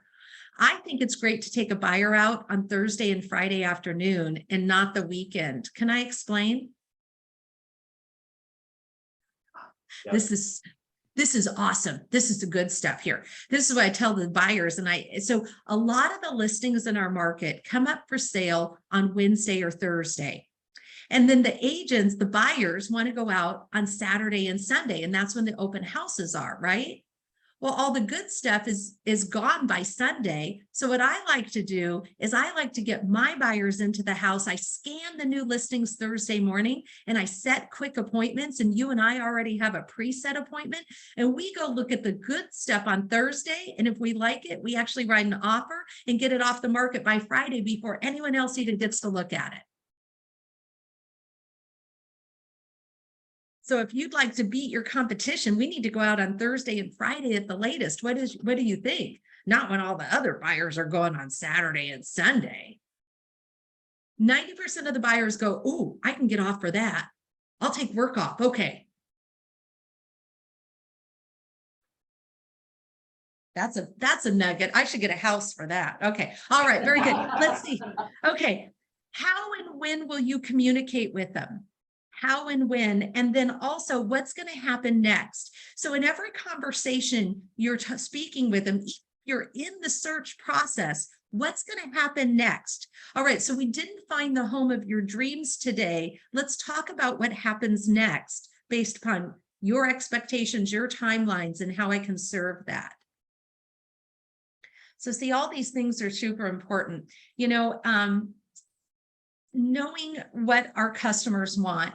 Now, so the second part of it, so that's part about delivering the value proposition. Covering all those bases is super important. Now, the second part of this expectations is listening back, right? Listening, like, and I think we could write there, and it's in your workbook, seek to understand, right? So, you know, you're going to listen to what they say, how they say, and what they mean.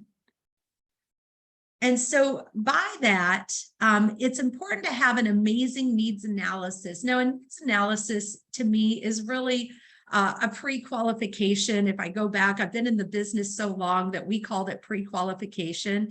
For a buyer or seller, we call it a needs analysis. For an agent, we call it a needs analysis, right? Really, we're pre-qualifying them. And in my mind, I'm looking to see, can I give them what they desire in the time that they want? So I'm pre-qualifying them. And in their mind, we're asking their needs analysis. And then we have a conversation and we tell the truth, like I can or I can't get that for you. What would you like to do? And that's where, you know, you're listening to what they want. And then at the end, you seek agreement. You seek agreement with it. Hey, all right, so we can agree that while we can't get you a ranch house, we can go outside this area and get you the home of your dreams. And we're going to go look in that area. Is that what we agree to? Yeah, okay. Now we could also agree that you're willing to go up in price, yet you don't want to start there. So I'm going to show you, you know, the 3 best homes in this price range. And then very quickly, if you can't find a home that you want in that price range, we will go up in price. Yep, that's how, like, see, it's okay to have those conversations, not, I'm going to go show you the higher price homes because I think I know what you like. I remember a buyer's agent on my team that was showing an elder woman some property.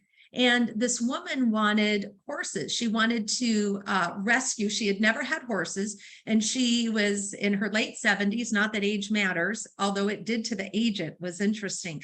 She wanted to rescue thoroughbred, like horses, race horses that had been just like put out. I guess it's a thing they don't, you know, not everyone takes great care of old race horses. And she wanted to have a refuge for old race horses.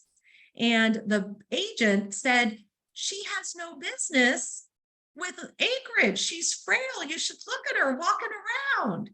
And they kept working. They kept going out. This was like week after week. And I said, how come this client is not under contract right now? It was a friend. It was a mom of a friend of mine. And he said, well, she wants something that I don't think she should have. And I said, you need to sell her what she's asking for. It's not for you to decide what they want.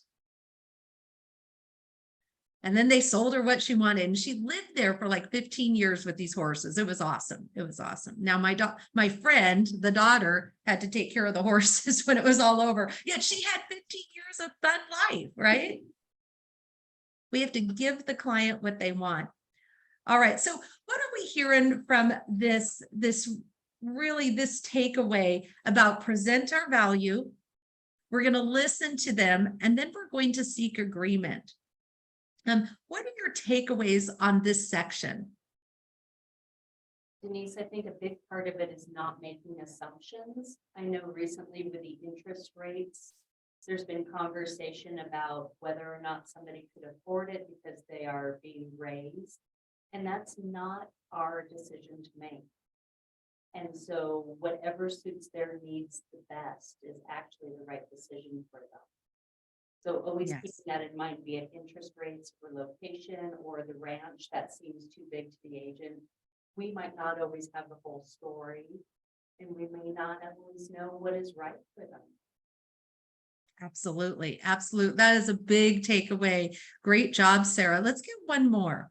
I think another thing is that when the buyer consultation, especially before we go and see properties, they if you ask them all the questions in a regular Keller Williams buyer consultation, it really feels more like an interrogation. Right? Because there's like 47 questions and then we have to dig deeper on all of them.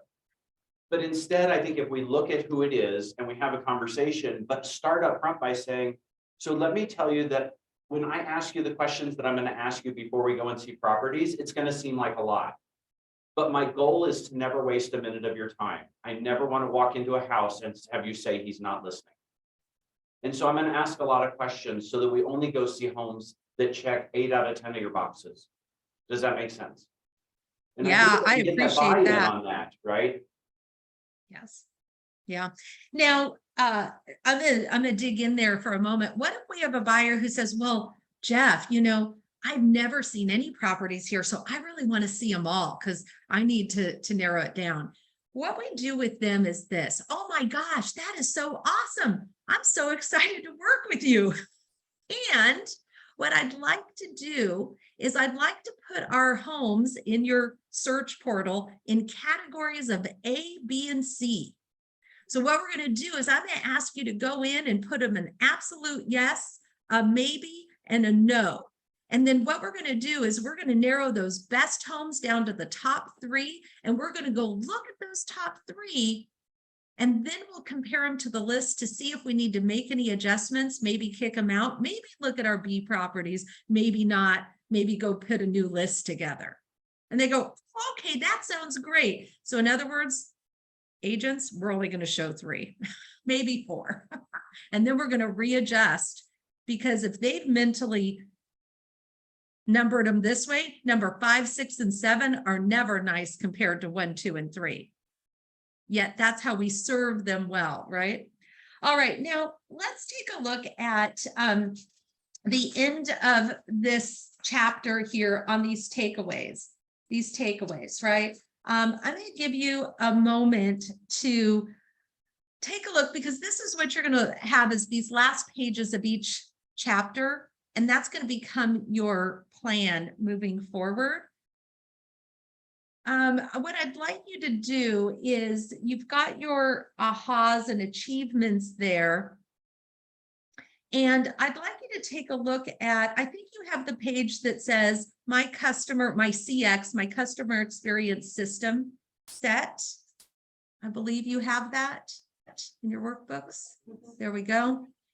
And what I'd like you to do is what you're doing now, and it may not be in every single one of them, yet relevant to your market and relative to your clients. All right. What can you do to set the expectation, and what can you do to exceed the expectation? And again, you may not do it in every single area, yet what can you, it's a start.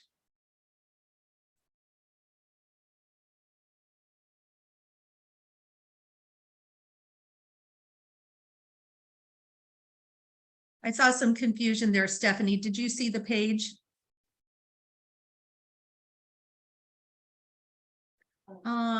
Sorry, it's just blank, right? Yes. Yes, there you Okay. go. Okay. Thanks, Christine. Yes, there we go.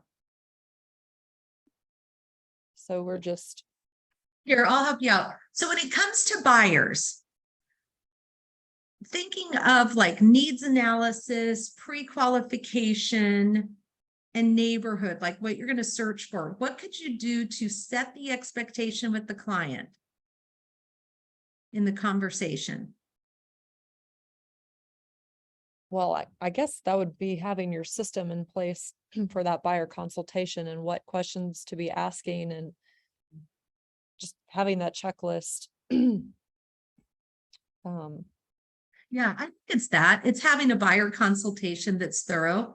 Now, what can you do to exceed the expectation during that consultation? Well, I'd say listen and follow through with what they're saying, which comes after the fact. By sending them properties or doing what you say you're going to do. As far as in the appointment, though, I don't know. some ideas, like during the buyer consultation, what could you do to exceed an expectation?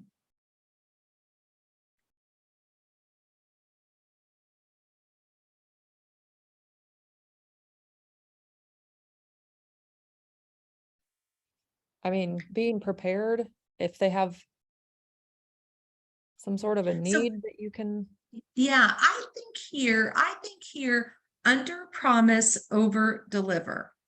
So some examples here are, I think it's an agent's intention to do things right away for the client. And then the phone rings and then we get off track, right? So, it's, if we're working with a new buyer or we're working with a new seller, realistically, that's going to take us time to set up the portal, to set the searches the right way, to get them information on a lender and all these things. So we say, I'm going to be sending that over right away. And in their mind, right away is like 15 minutes.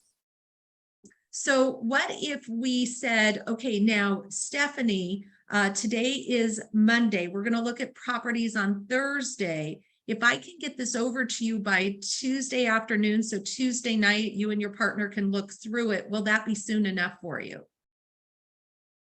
And they go, yes, Tuesday's great.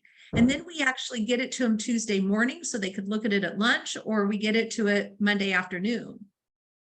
So we're setting the expectation that it's going to be more work, and then we deliver it to them faster. So that's a way. And then we can send a text that says, Stephanie, great news. I was so excited to work with you. I was able to get this into you early. It should be in your inbox when you get home tonight. So that's in a way we can exceed expectations. Is like, in my mind, I'm always saying, can I get that to you next week? What's the soonest you need it? And then I want to get it there in half the time. So that's a way to exceed expectations quickly. Somebody mentioned whatever we do quickly, right? Okay. All right, now let's look at the seller expectations. All right. So a seller, again, it's a listing appointment, right? What could we do to exceed expectations with a seller? So the same thing happens, right? So we start with our presentation, right? Which is really setting that expectations about pricing, listening to them. And that's where they say, oh, I thought it was going to sell for more. And then you come to an agreement on the price that you're going to either test the market at or get the home sold at. So how could we exceed a seller expectation?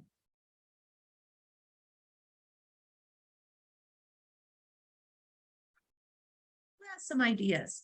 We have a lot of opportunities in the property preparation. I think staging, even if it's with their current furniture, things like that, we may be able to give them some insights on that. The marketing strategies, also knowing what it is that they expect and then adding in additional through additional technology or maybe open houses, knowing what their expectations are and then trying to go beyond that. Yes. And as you're saying that, I'm thinking, what if the vendor that they needed called them direct? Like, what if you had a landscaper and the landscaper called and said, hi, Sarah, I was talking with Denise and she said you're in need of some side yard work and we do a lot of work for her and we'd love to come over and give you a bid. That'd be nice, right? Like, I just took a task off your plate. And what about agents? How can we exceed an agent's onboarding experience? And how can we exceed an agent's expectations at 3 months, 12 months, 2 years?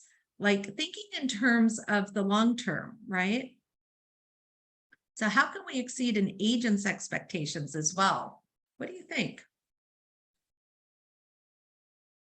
Everybody wants their database to be clean and input. So I know that's something that we're asked a lot is how can I transfer? How can I start up?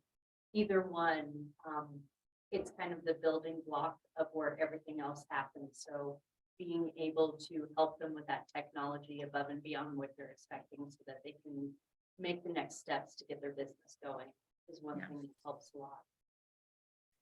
You know, and I go back to the expectations of the agents that it's going to be easy. And I think this is where people have to hear things 5 to 7 times to realize that it's true for them.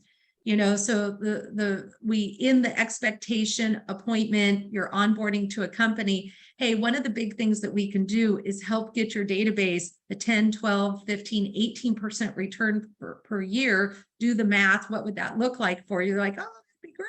Awesome. Come on. And then the first day they onboard and go, okay, remember we talked about the databases. That one thing we're really going to focus on first. Here's the very first class. Here's what I can't do. I can't do it for you and without you. I can provide the training. I can provide the classes. I can provide the assistance, yet it requires you to be either physically here or whatever it requires. So what's our next step? And so you agree on that next step because you can help them, right? And then you go, okay, now here's the next step again. And let's agree on the date. And if you have to cancel it because you're with a client, here's the next step after that, even thinking 2-3 steps beyond. And then following up with them if they're not on track. Like, you know, in my mind, I'm with you. Like Sarah, I would like to see 100% of my agents have a database of 200 people or more in command that's working with a smart plan. We could do that. Heck, we can get them 6 to 8% return per year, even if they don't ever do another thing. Like if all they did was push the button, they could get 6% return. 200 people, that's 12 deals a year. We can do that. Okay, cool. All right, so you're getting the feel here, right? Now, chapter 3 is about serve. It's serving our clients, and this is really a pretty easy one, yet it's where the work, like we did so much setup on the beginning of understanding what they need, setting the expectations. Now we're going to work. And this is really about, you know, I didn't spend a ton of time here, yet do what you agreed to and do it well. And what I like to see is tell them often that you did it. Here's what I said I was going to do, and here's what we did. Now, one of the things we do on our team, and I love, Stephanie, that you brought up checklist, right? So we give the checklist to the clients of everything that we're going to do. Now, our checklist say things like this: sign within the yard within 48 hours of listing, into the multiple listing within 24 hours of doing it. And then we put dates. So we don't do a checkbox, we do a date list. So everything has a date. Now we give that to the client and we say, at any time, if you wonder what we're doing to get your home sold, take a look at the checklist. We're happy to take a screenshot and show you our date list of everything that we've done. And it shows you, like, it's like when it will be done by, everything, when it will be done. 3 weeks, no sale, price reduction, 8 to 10%. Like they get to see it, right? And they're like, all right, great. They can read it to their heart's content. What have you done? Well, let's start by sending you the checklist and then let's schedule a call and we can chat. Okay. And then they see the 3-week price reduction. They go, no, we don't need to talk. No, I'd really like to talk with you. I bet, right? Okay, have standards. And I like to say for standards, this is about yourself and your team. And standards to me have to do with when you're going to call them back by, when you're going to get things done by. So like the date list is a set of standards. We're going to have the sign in the yard within 48 hours. We're going to have it into MLS within 24 hours. So when you have a team, you can look at that, you know, maybe this is your admin's job, this is your TC's role, and this is your title company's role. And if it's not done by those dates, you can question the standards. You can question the person, like you all agree on those standards on the team in advance. And if that person hasn't done their role, you can dig in, come from curiosity and say, hey, I've noticed that this one's getting pushed off a couple times. What's going on? Well, our vendor is overworked. Maybe we need to find another vendor, or maybe we need to change the standard to 3 days, not 2 days. right? Or you find out that that person just didn't see the value in it and now you dig in there. And yet it's about having those standards, and whatever you do, leverage technology wherever you can and put that into your checklist. Like this, it's going to be entered into this technology on this date, right? So those things are done. And then of course, leverage people. Everything that you look at, I look at who on my team outside of real estate could be doing this for me. Could it be a title person, an escrow person, a lender, a home inspector? Could it be the staging company that always reaches out and offers a free consultation for them? Could it be, you have, a cleaning person that you offer a great cleaning as part of your value proposition before any open house? I think there's a lot of people who could use a clean kitchen stove, right? And not have to do it themselves, right? Like we offer every single person these things. Here's the thing, communication standards. And I think this is one of the important ones. How often are you going to communicate with your clients and tell them up front and ask them, is this acceptable to you? As a market shifts, and this is where I'd like to add into this, seller listings take longer to sell, and I wish it was not true, and it is. So putting standards around communication with the seller is going to be super important, because maybe right now you carry 2 listings and then they're sold. Well, you might start carrying 4 listings and 1 sells, and then you get 3 more listings and 1 sells, and then you get 3 more listings and 2 sell, and then you get 3 more listings and 2 sell, and pretty soon your inventory gets higher and higher and higher. So we have to have a system around inventory and price reductions, and that could be part of that expectations conversation as well. So it's really about doing what you need to do. So here's what I'd like to ask you, and we're going to go to the end of this chapter about serving. I'm going to ask you, is it a matter of doing what you need to do? Is it a matter of a system that you need to add, which could be a tool or technology? Or is the biggest opportunity in your business right now a person, like adding a person, a transaction coordinator or an assistant? So is it a matter of something you need to do to grow your customer service in this area? Is it a matter of a system or model of technology, or is it a matter of adding a person to take your customer experience in the serve part to the next level? And I'd focus on one, right? We might need all 3, yet focus on one first for the next 3 to 6 months, and your customer service will grow.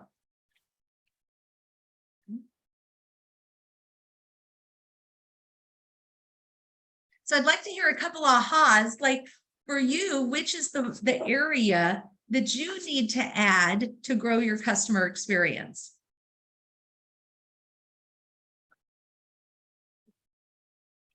Mine is systems.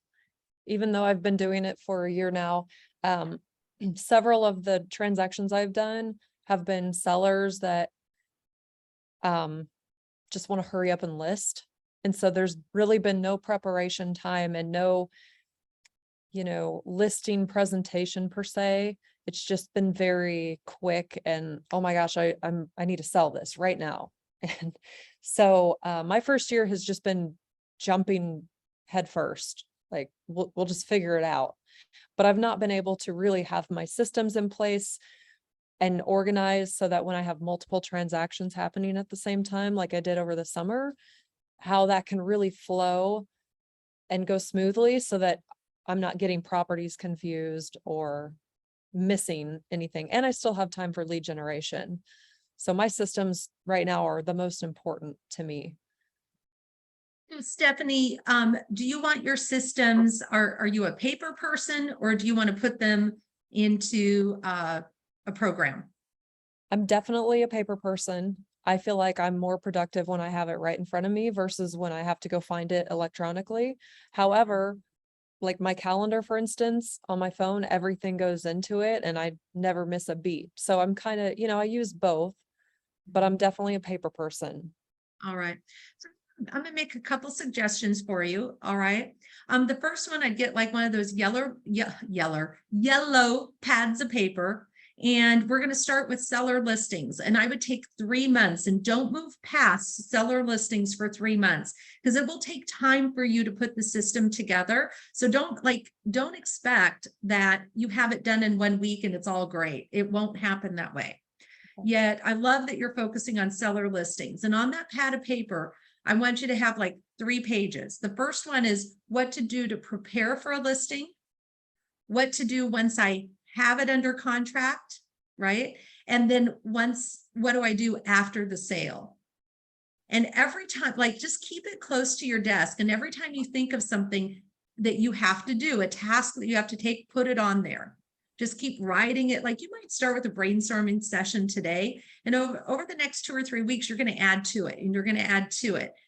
I don't believe in doing work twice and 3 times. So I'm going to say, don't put it into a computer yet, because it's just more work. After you feel like you have a pretty good list, then you're going to get it into a computer, right? Like onto a list. You can put it right into Command. Yet if you're not going to use Command for the checklist, you can literally print 50 of them out if that's how many listings you want to take this year. So like, I'm old school this way. You can go either or. It could be in Command where you check it off. And yet if you have a team, you might need a team space where everybody can look. So it might be good to have it there. Yet a piece of paper works too. Once you get that, you're going to start putting a date list. When will this be done by? And that's where you start putting the standards. After 30 days, you can now have a checklist that can go with each listing.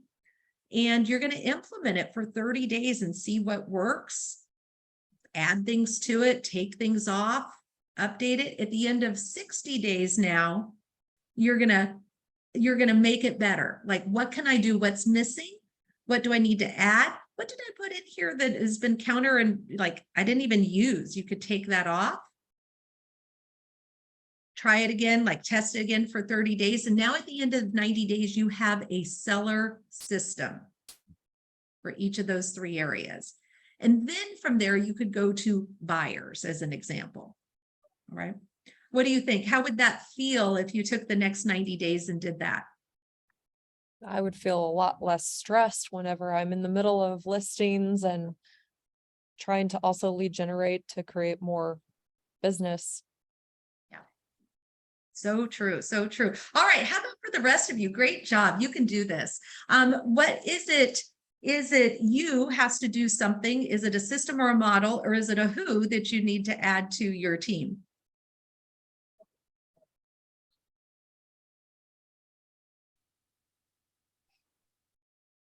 I think it can cycle.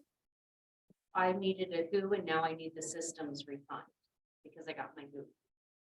Ah, okay, cool. So Sarah, what's the system you're going to focus on first with the who?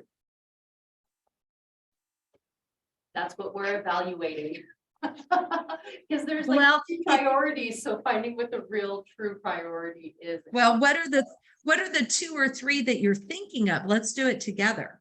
So right now we are reevaluating our onboarding system for agents. And so that one is probably our biggest pain point. I think that one might win out. We're also just onboarding, categorizing all the systems we have. That in itself is, we've learned we need to systematize how we lay out our systems. Okay. And communicating effectively in our market center is another thing that we're looking at.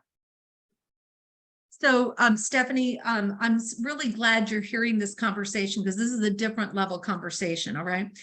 Here's what I'm going to ask Sarah. I'm going to ask, are we having the best result with the agents who are bringing in the most company dollar? Do we have turnover with capping agents? We do not. Okay, great. Because first you got to shore up where the money comes in. Like you got to shore up, like we keep and we take great care of where the money comes in. So where is the pain point then? Is that the new agents are coming in and out faster than you would like? Well, in not having a smooth transaction from their onboarding into the PC program and having all of their, letting all the new agents know what's available to them, who is the person they go to, and feeling like they're supported throughout the whole thing. Yeah. You know, oh man, this is where some of my coaching is going to come in. And people don't always like what I have to say about this.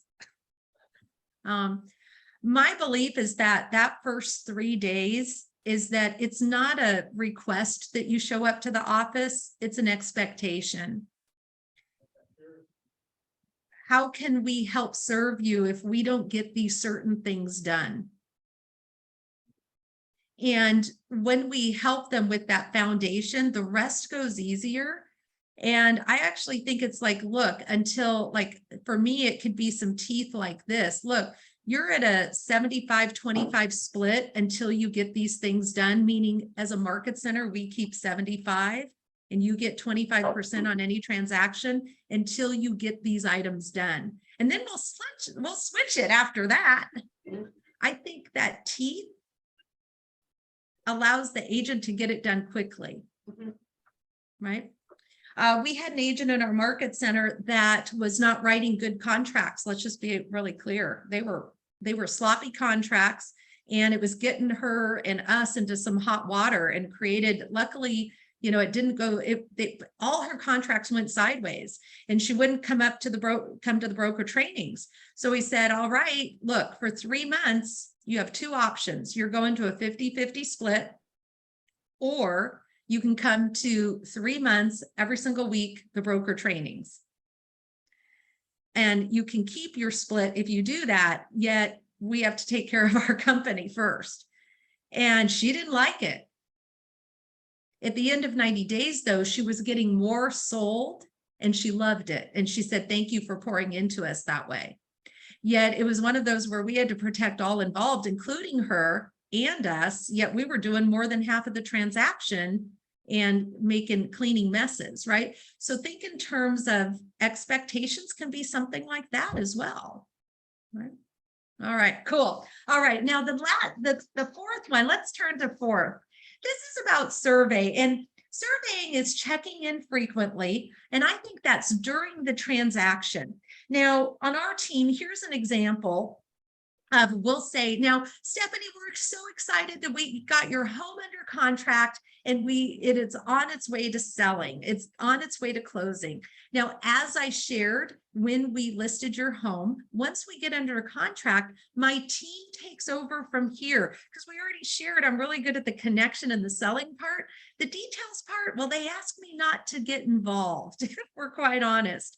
And so, you know, you're going to be talking to my team multiple times a week and further on about once or twice a week. And so you're really not going to hear from me during the process unless there's a challenge. And that's when I jump back in. So my team is going to take it from here. Trust that, you know, I check in with them daily, so I know if there's a challenge. Are you okay with that as long as we're giving you great customer service along the way? And they say, yeah. Now what you do is you actually call them halfway through. Now here's the fun part. I'll call people and they'll go, what's wrong? Oh, nothing's wrong. Why do you? Well, you said you'd never call us. Well, I like to exceed expectations and check in with you and see how my team is doing.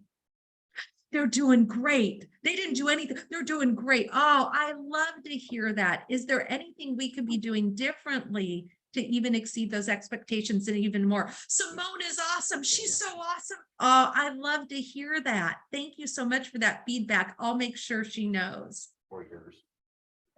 And see, that's part of surveying, right? And then it's also making improvements when they share the improvements. Thank you so much for that feedback. I'm going to work to make that better. And then you move forward, right?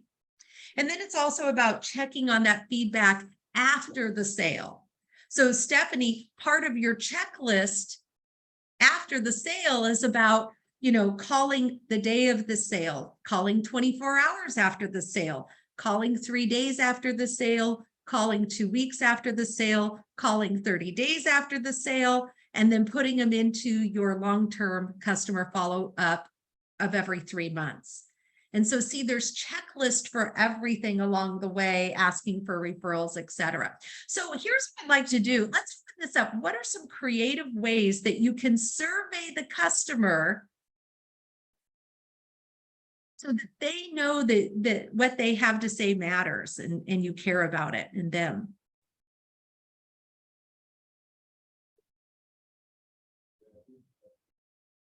Would that be asking for a review?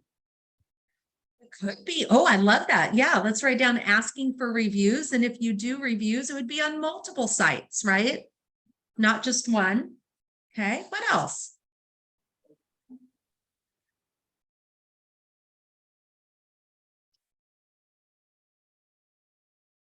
You could also ask for a survey, right? Like this is an internal survey, and maybe you ask 5 questions every single time. On a, and it could be on a scale of 1 to 5s. And that way you can track where you start. And maybe you set goals over the course of the year to grow your score, right? So maybe you start with an average of 3.8, and the goal is this year is to get to a 4.5. And then as a team or as yourself, you look at what can we do to grow that score. And a score is not meant to beat us up or feel bad about what we're doing.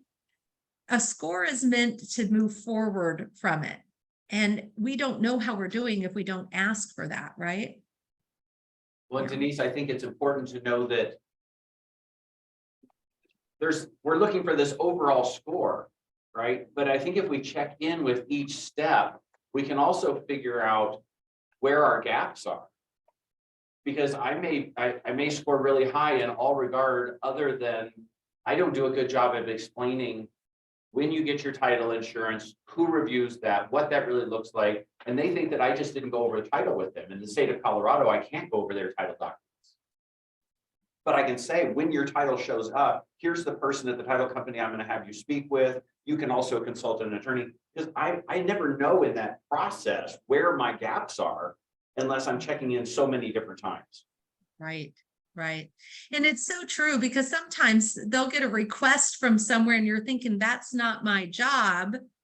And it's not. Yet it is our opportunity to make sure that we know what's going on. I love that so much. And so this very last section, and it's number 5, and it's about surpassing expectations. And it's about surprise and delight. Now, this is where you might not have a system or a model of the same thing every single time, yet maybe you do, right? It could be that my system and model is to send out AM cards and brownies to every sale, or maybe you have a special present that you give to everybody when you sell. Yet it is about doing unexpected things in unexpected ways. And I'll share with you an experience recently that I had that, oh my gosh, this was over a month ago and I'm still talking about it. I travel a lot for work, and out of Arizona, we don't have a lot of Delta. I mean, there is a Delta terminal, yet the flights seem to be a little bit more money. The experience is nice, yet, when you're traveling 3-4 days a week, sometimes you got to let the cost, right? You got to check the cost. So I was on a Delta flight, and I'll tell you, the flight landed late in Atlanta, and I was going to be pushing it to get from the Atlanta to Fort Myers flight. I was going to have to run across like 4 terminals or something like that. And I don't have like the million-miler status, all these things. I step off the plane, and there is a gentleman, Kevin, and he's got the orange vest on. And he has a handwritten sign that says Denise Meyer, like on a piece of paper. And I said, I'm Denise Meyer. He said, Miss Denise, I am here to take you on the tarmac. We're going to get in a ride on the Porsche, and I'm going to deliver you to your next flight. I was like, what? So he picks up my carry-on. We walk out the door, where they take the bags when you have to check them at the door. And he walks down, there's a Porsche sitting there. He puts my bags in, and we race across the tarmac in the Porsche to my next flight. And I said, Kevin, like, how, I know I don't have the 2 million miles to get this ride. What am I doing in the Porsche today? He goes, well, we just decided it was your day to surprise and delight you. And I'll tell you what, I got on that plane. I didn't get any lunch. I didn't get to use the ladies' room. I didn't get extra water. I got the ride in the Porsche, and I sat on the next flight for an hour because it didn't take off on time. I'm in love with Delta. I posted on their social media. I posted, like, I sent a letter to the president. Like, I now love Delta. Every time I fly, I'm looking at Delta app first. Do they go to where I desire to go? They are more expensive. And it's not about the money at that point. So what can we do to surprise and delight our customers in little ways and in big ways and unexpected ways that might be important to them? Now, my surprise and delight for you is I'm going to send you extra content material that you can use after the sale with a lot of checklists, a lot of systems, and I'm going to send that to you plus a copy of the recording for this video so that you have that. And what would be a way, I'd like you to think of one person you're working with right now, just one, because it's personal. Surprise and delight is personal, either a buyer or a seller that you're working with. And what is something that you can do to surprise and delight them? Personal to them. And maybe Jeff and Sarah, you take your database and every quarter you're going to work to surprise and delight a quarter of your agent database. Right? Okay, so let's open this up for thought or questions. What could you do? What's one thing you could do, small or big?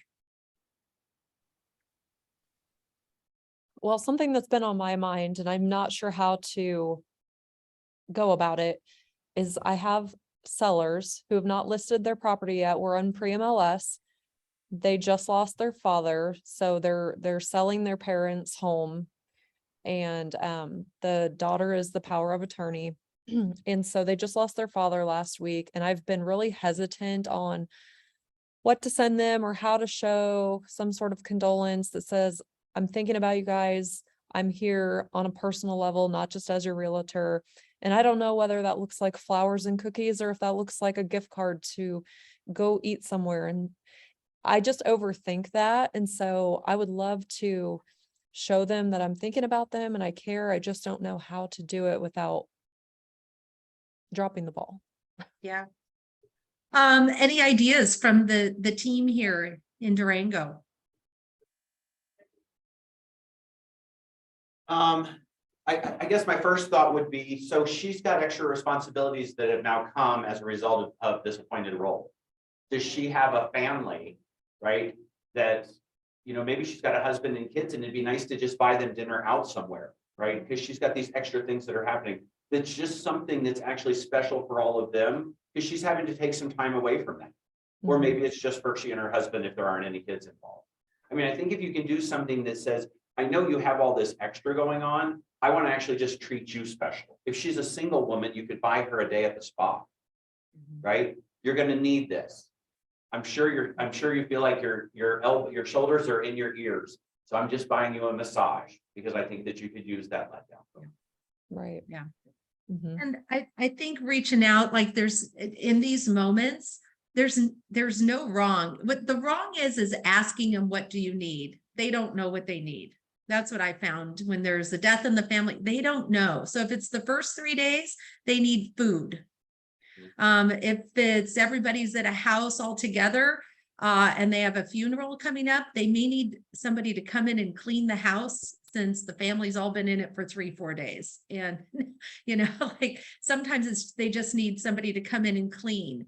I remember cleaning somebody's home, and I don't clean my own home. I went over and cleaned their home. It probably wasn't very good, yet it was better than them having to do it themselves, you know. So there are things like that you can do. Don't ask though. I would just go over and do, and you won't make it wrong. Anything will be very kind. I think that is a great thing. I love those ideas that Jeff gave. There's no wrong in helping. I think the wrong is in saying, what can I do? Because although I had a death in my family and somebody said, what can I do? And we had all this family coming in, and I had just gotten rid of the mattress in one of the rooms. And somebody said, I will do anything you need. Tell me what it is. And I said, I need somebody to buy a mattress and put in that bed so that there's a place for family to sleep. And I showed up and there was a mattress on the bed, like, you know, took care of the paying her back later, yet you just never know, right? So I love this idea. All right, now let's go ahead and put this all together, ladies and gentlemen. We are a few minutes after. I know Christine put in the chat. Here's what I'm going to do, because I love to end on time. I'm going to send this out to you, a request for an evaluation. If you'll please evaluate. I am working towards my master faculty, and I need like a gazillion 4.5 stars or better review. So I'll send this out later and not take our time up here. If you would please do that, I would appreciate it, and any feedback that you have. Yet here's what I'd like to do. Let's put this all together now. All right, we've had the 5S model about what we're going to do. We're setting our expectations and serving them and surpassing them and everything that we have. What are your takeaways from today? And I'd like you to take a minute or two. I know we're running late on time, yet if we don't write them down, we're probably not going to take action on them. So you've invested this time, and encourage you to look back through your notes, those last pages with our ahas. And what are you going to do moving forward for the next 90 days? It doesn't have to be forever. What are you going to do for the next 90 days?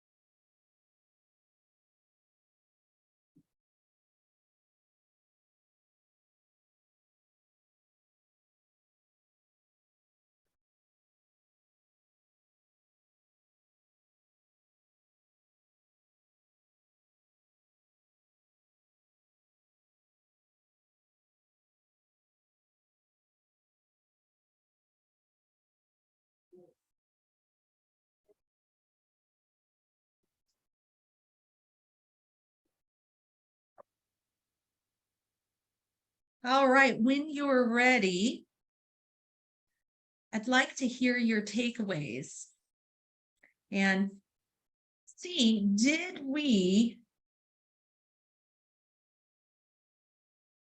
come up with the things that you were looking for? Jeff, you were looking to move towards, how do I help my agents have repeat and referral business by year 5? Sarah, looking at our customers, the agents are our customers, how do I set those expectations? Karen, the ability to automate my customer service. And Stephanie, systems, asking better questions. So how do we do on that today? I'd love to hear your takeaways.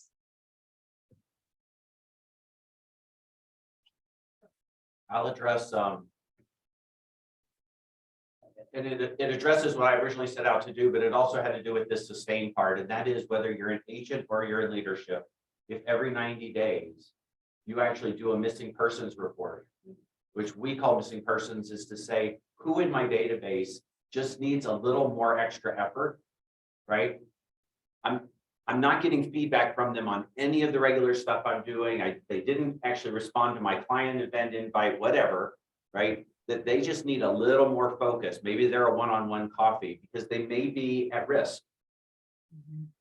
Right. And I think inside an agent database, it's the same thing. If they think they're part of something automated and they get a one-on-one call that says, I didn't hear back from you about the client party. Are you okay? Can we go get a cup of coffee? Right. They may be that person that just needs that one-on-one. Yeah. Jeff, there's a book called Sticky Church. Have you ever read that book? I haven't. Sticky Church, especially as your market center is growing, it's about creating communities within communities. Think of these huge mega churches, how they grow and keep community is by small communities within the larger community. And I think there might be some value for you in that book, some ideas that might be, because you said the coffee, it might not be coffee with you. It might be setting up a coffee with 4 agents that go out together. Because that would be a lot of coffee. My son, he came to work with me. He was 11 years old. He goes, when I was opening up a company, he said, Mom, I want to work for you. I said, well, what do you want your name badge to read? He said, Work Monkey, I'll do anything. So I got him a name tag and it said Work Monkey. And he said, well, what am I going to do? So he was there with me on a Sunday. I said, well, Jack, you're going to come over here and you're going to make some copies. And then you're going to go over there and talk to an agent and they'll say, here, Jack, take this to the copy machine, and then you're going to copy it, and then you're going to put it in the file. You know, I'm just making it up, right? He goes, man, I go, what'd you learn today? He goes, I learned that agents drink a lot of coffee. I said, copies. He goes, I don't know what that is. I'm like, all right, there you go. I love it. I love it. Okay, cool. What else? What are you going to implement because of our time today? Denise, playing off of what Jeff had said, I really like the surprise and delight, a quarter of our agents every quarter too. So we go through our roster, we look for people just to, Jeff said, if we haven't had a response from somebody off of something we're doing, but then even taking that another step and taking another step and adding people to make sure we've touched everybody throughout the year. So we do something awesome. like the DTD2 or something with our agents, make sure that they're all getting. I love this. I love these ideas. This is some lucky agents, fortunate agents to be there. All right, good. Is Karen in the room still? She went to get a haircut. Okay, cool. And how about you, Stephanie? I really, it's a matter of, like you said earlier, take that 90 days, focus on your seller checklist, implement that, test it out every 30 days, just giving yourself permission as, you know, a self-employed person to take the time to set the systems up. It doesn't have to happen in 3 days. And I think that's where I get caught up, is feeling like I have to have everything done right now. Just taking the time and breaking it down in each category and setting the system up in that category. So I'll be working on that. Change. You know, once you have that system in place, it becomes a yearly update. Yet it's not redoing the entire system, right? It's like after you've been in the business a couple of years, now every month you're revisiting one system, making updates, changes, adjustments, doing it throughout the month, and then going, oh, right, cool. Or maybe you do it 2 months, and now we're going to jump onto the third one. And that's how you grow an amazing, duplicatable, systematic business that you can count on. Do you have like a good resource or a book or something you would recommend for someone who's never ran their own business to have like some sort of a template to go off of? It's like opening a restaurant. If you've never opened up a restaurant, how are you to know what all you need to do? And that's how I feel in real estate. I've never ran a business, so I'm lost a little. You know, Stephanie, because I think systems and models are what agents need the most, right? I would go to Monica Reynolds' assistant training program, because she covers, whether you have an assistant or not, she covers every single system that you need in real estate and gives a lot of checklist. And she's been teaching that class. She has somebody else teaching it for her now. And yet she's been teaching that class for 30 years. And it is like dialed in. My last assistant in real estate took the course 11 times. She just loved it. Like, she just pretty much just kept taking it. And every time she took it, she'd be like, how come we're not doing this? I'm like, oh, is that you take with the class Keller again. Williams University? It is actually a MAPS coaching program. And Christine, can we send to Stephanie a link for the Monica Reynolds training assistant program? That'd be great. Okay, and I know we have your email, Stephanie, so we'll get that over to you. Thank you. I really appreciate it. All right, awesome. All right, you guys, this has been a blast and a pleasure and a privilege. Thank you, thank you, thank you. I just honor your time and your commitment to real estate. It's important. And, you know, I trust this format is helpful. I don't know how anyone could stay online for 8 hours. So it is a little bit looser than what you might experience in a classroom. That could be learning feedback for me, or it might be real. And I'm always open to that and looking to make this better for you. I appreciate you so much. I look forward to our next class coming up next month. And what we're going to do from here is this video will take hours to download for us to upload it for you. So I'm going to say by Wednesday afternoon, we will get over to you a copy of the video. We're going to send you an appendix with a lot of extra resources that you can refer back to. And of course, you know how to reach out to me and find me and ask any questions, coaching questions that you have. I'd be happy, now that we're in our universe together, we're in this together to succeed and win in a changing and awesome market. So thank you, thank you. Oh, also the review will be in there. If you'll click on that and review it, that would be great as well. Thank you for your time. I appreciate you. This was great. Thank you. My pleasure. My pleasure. Thanks, you guys. See you Yes, sir. soon. All right, bye. Bye. And Jeff, make sure you tell Karen your hair looks fabulous. Will A do. little coaching. Right. Yes. Bye. Thanks. Bye, guys. Bye.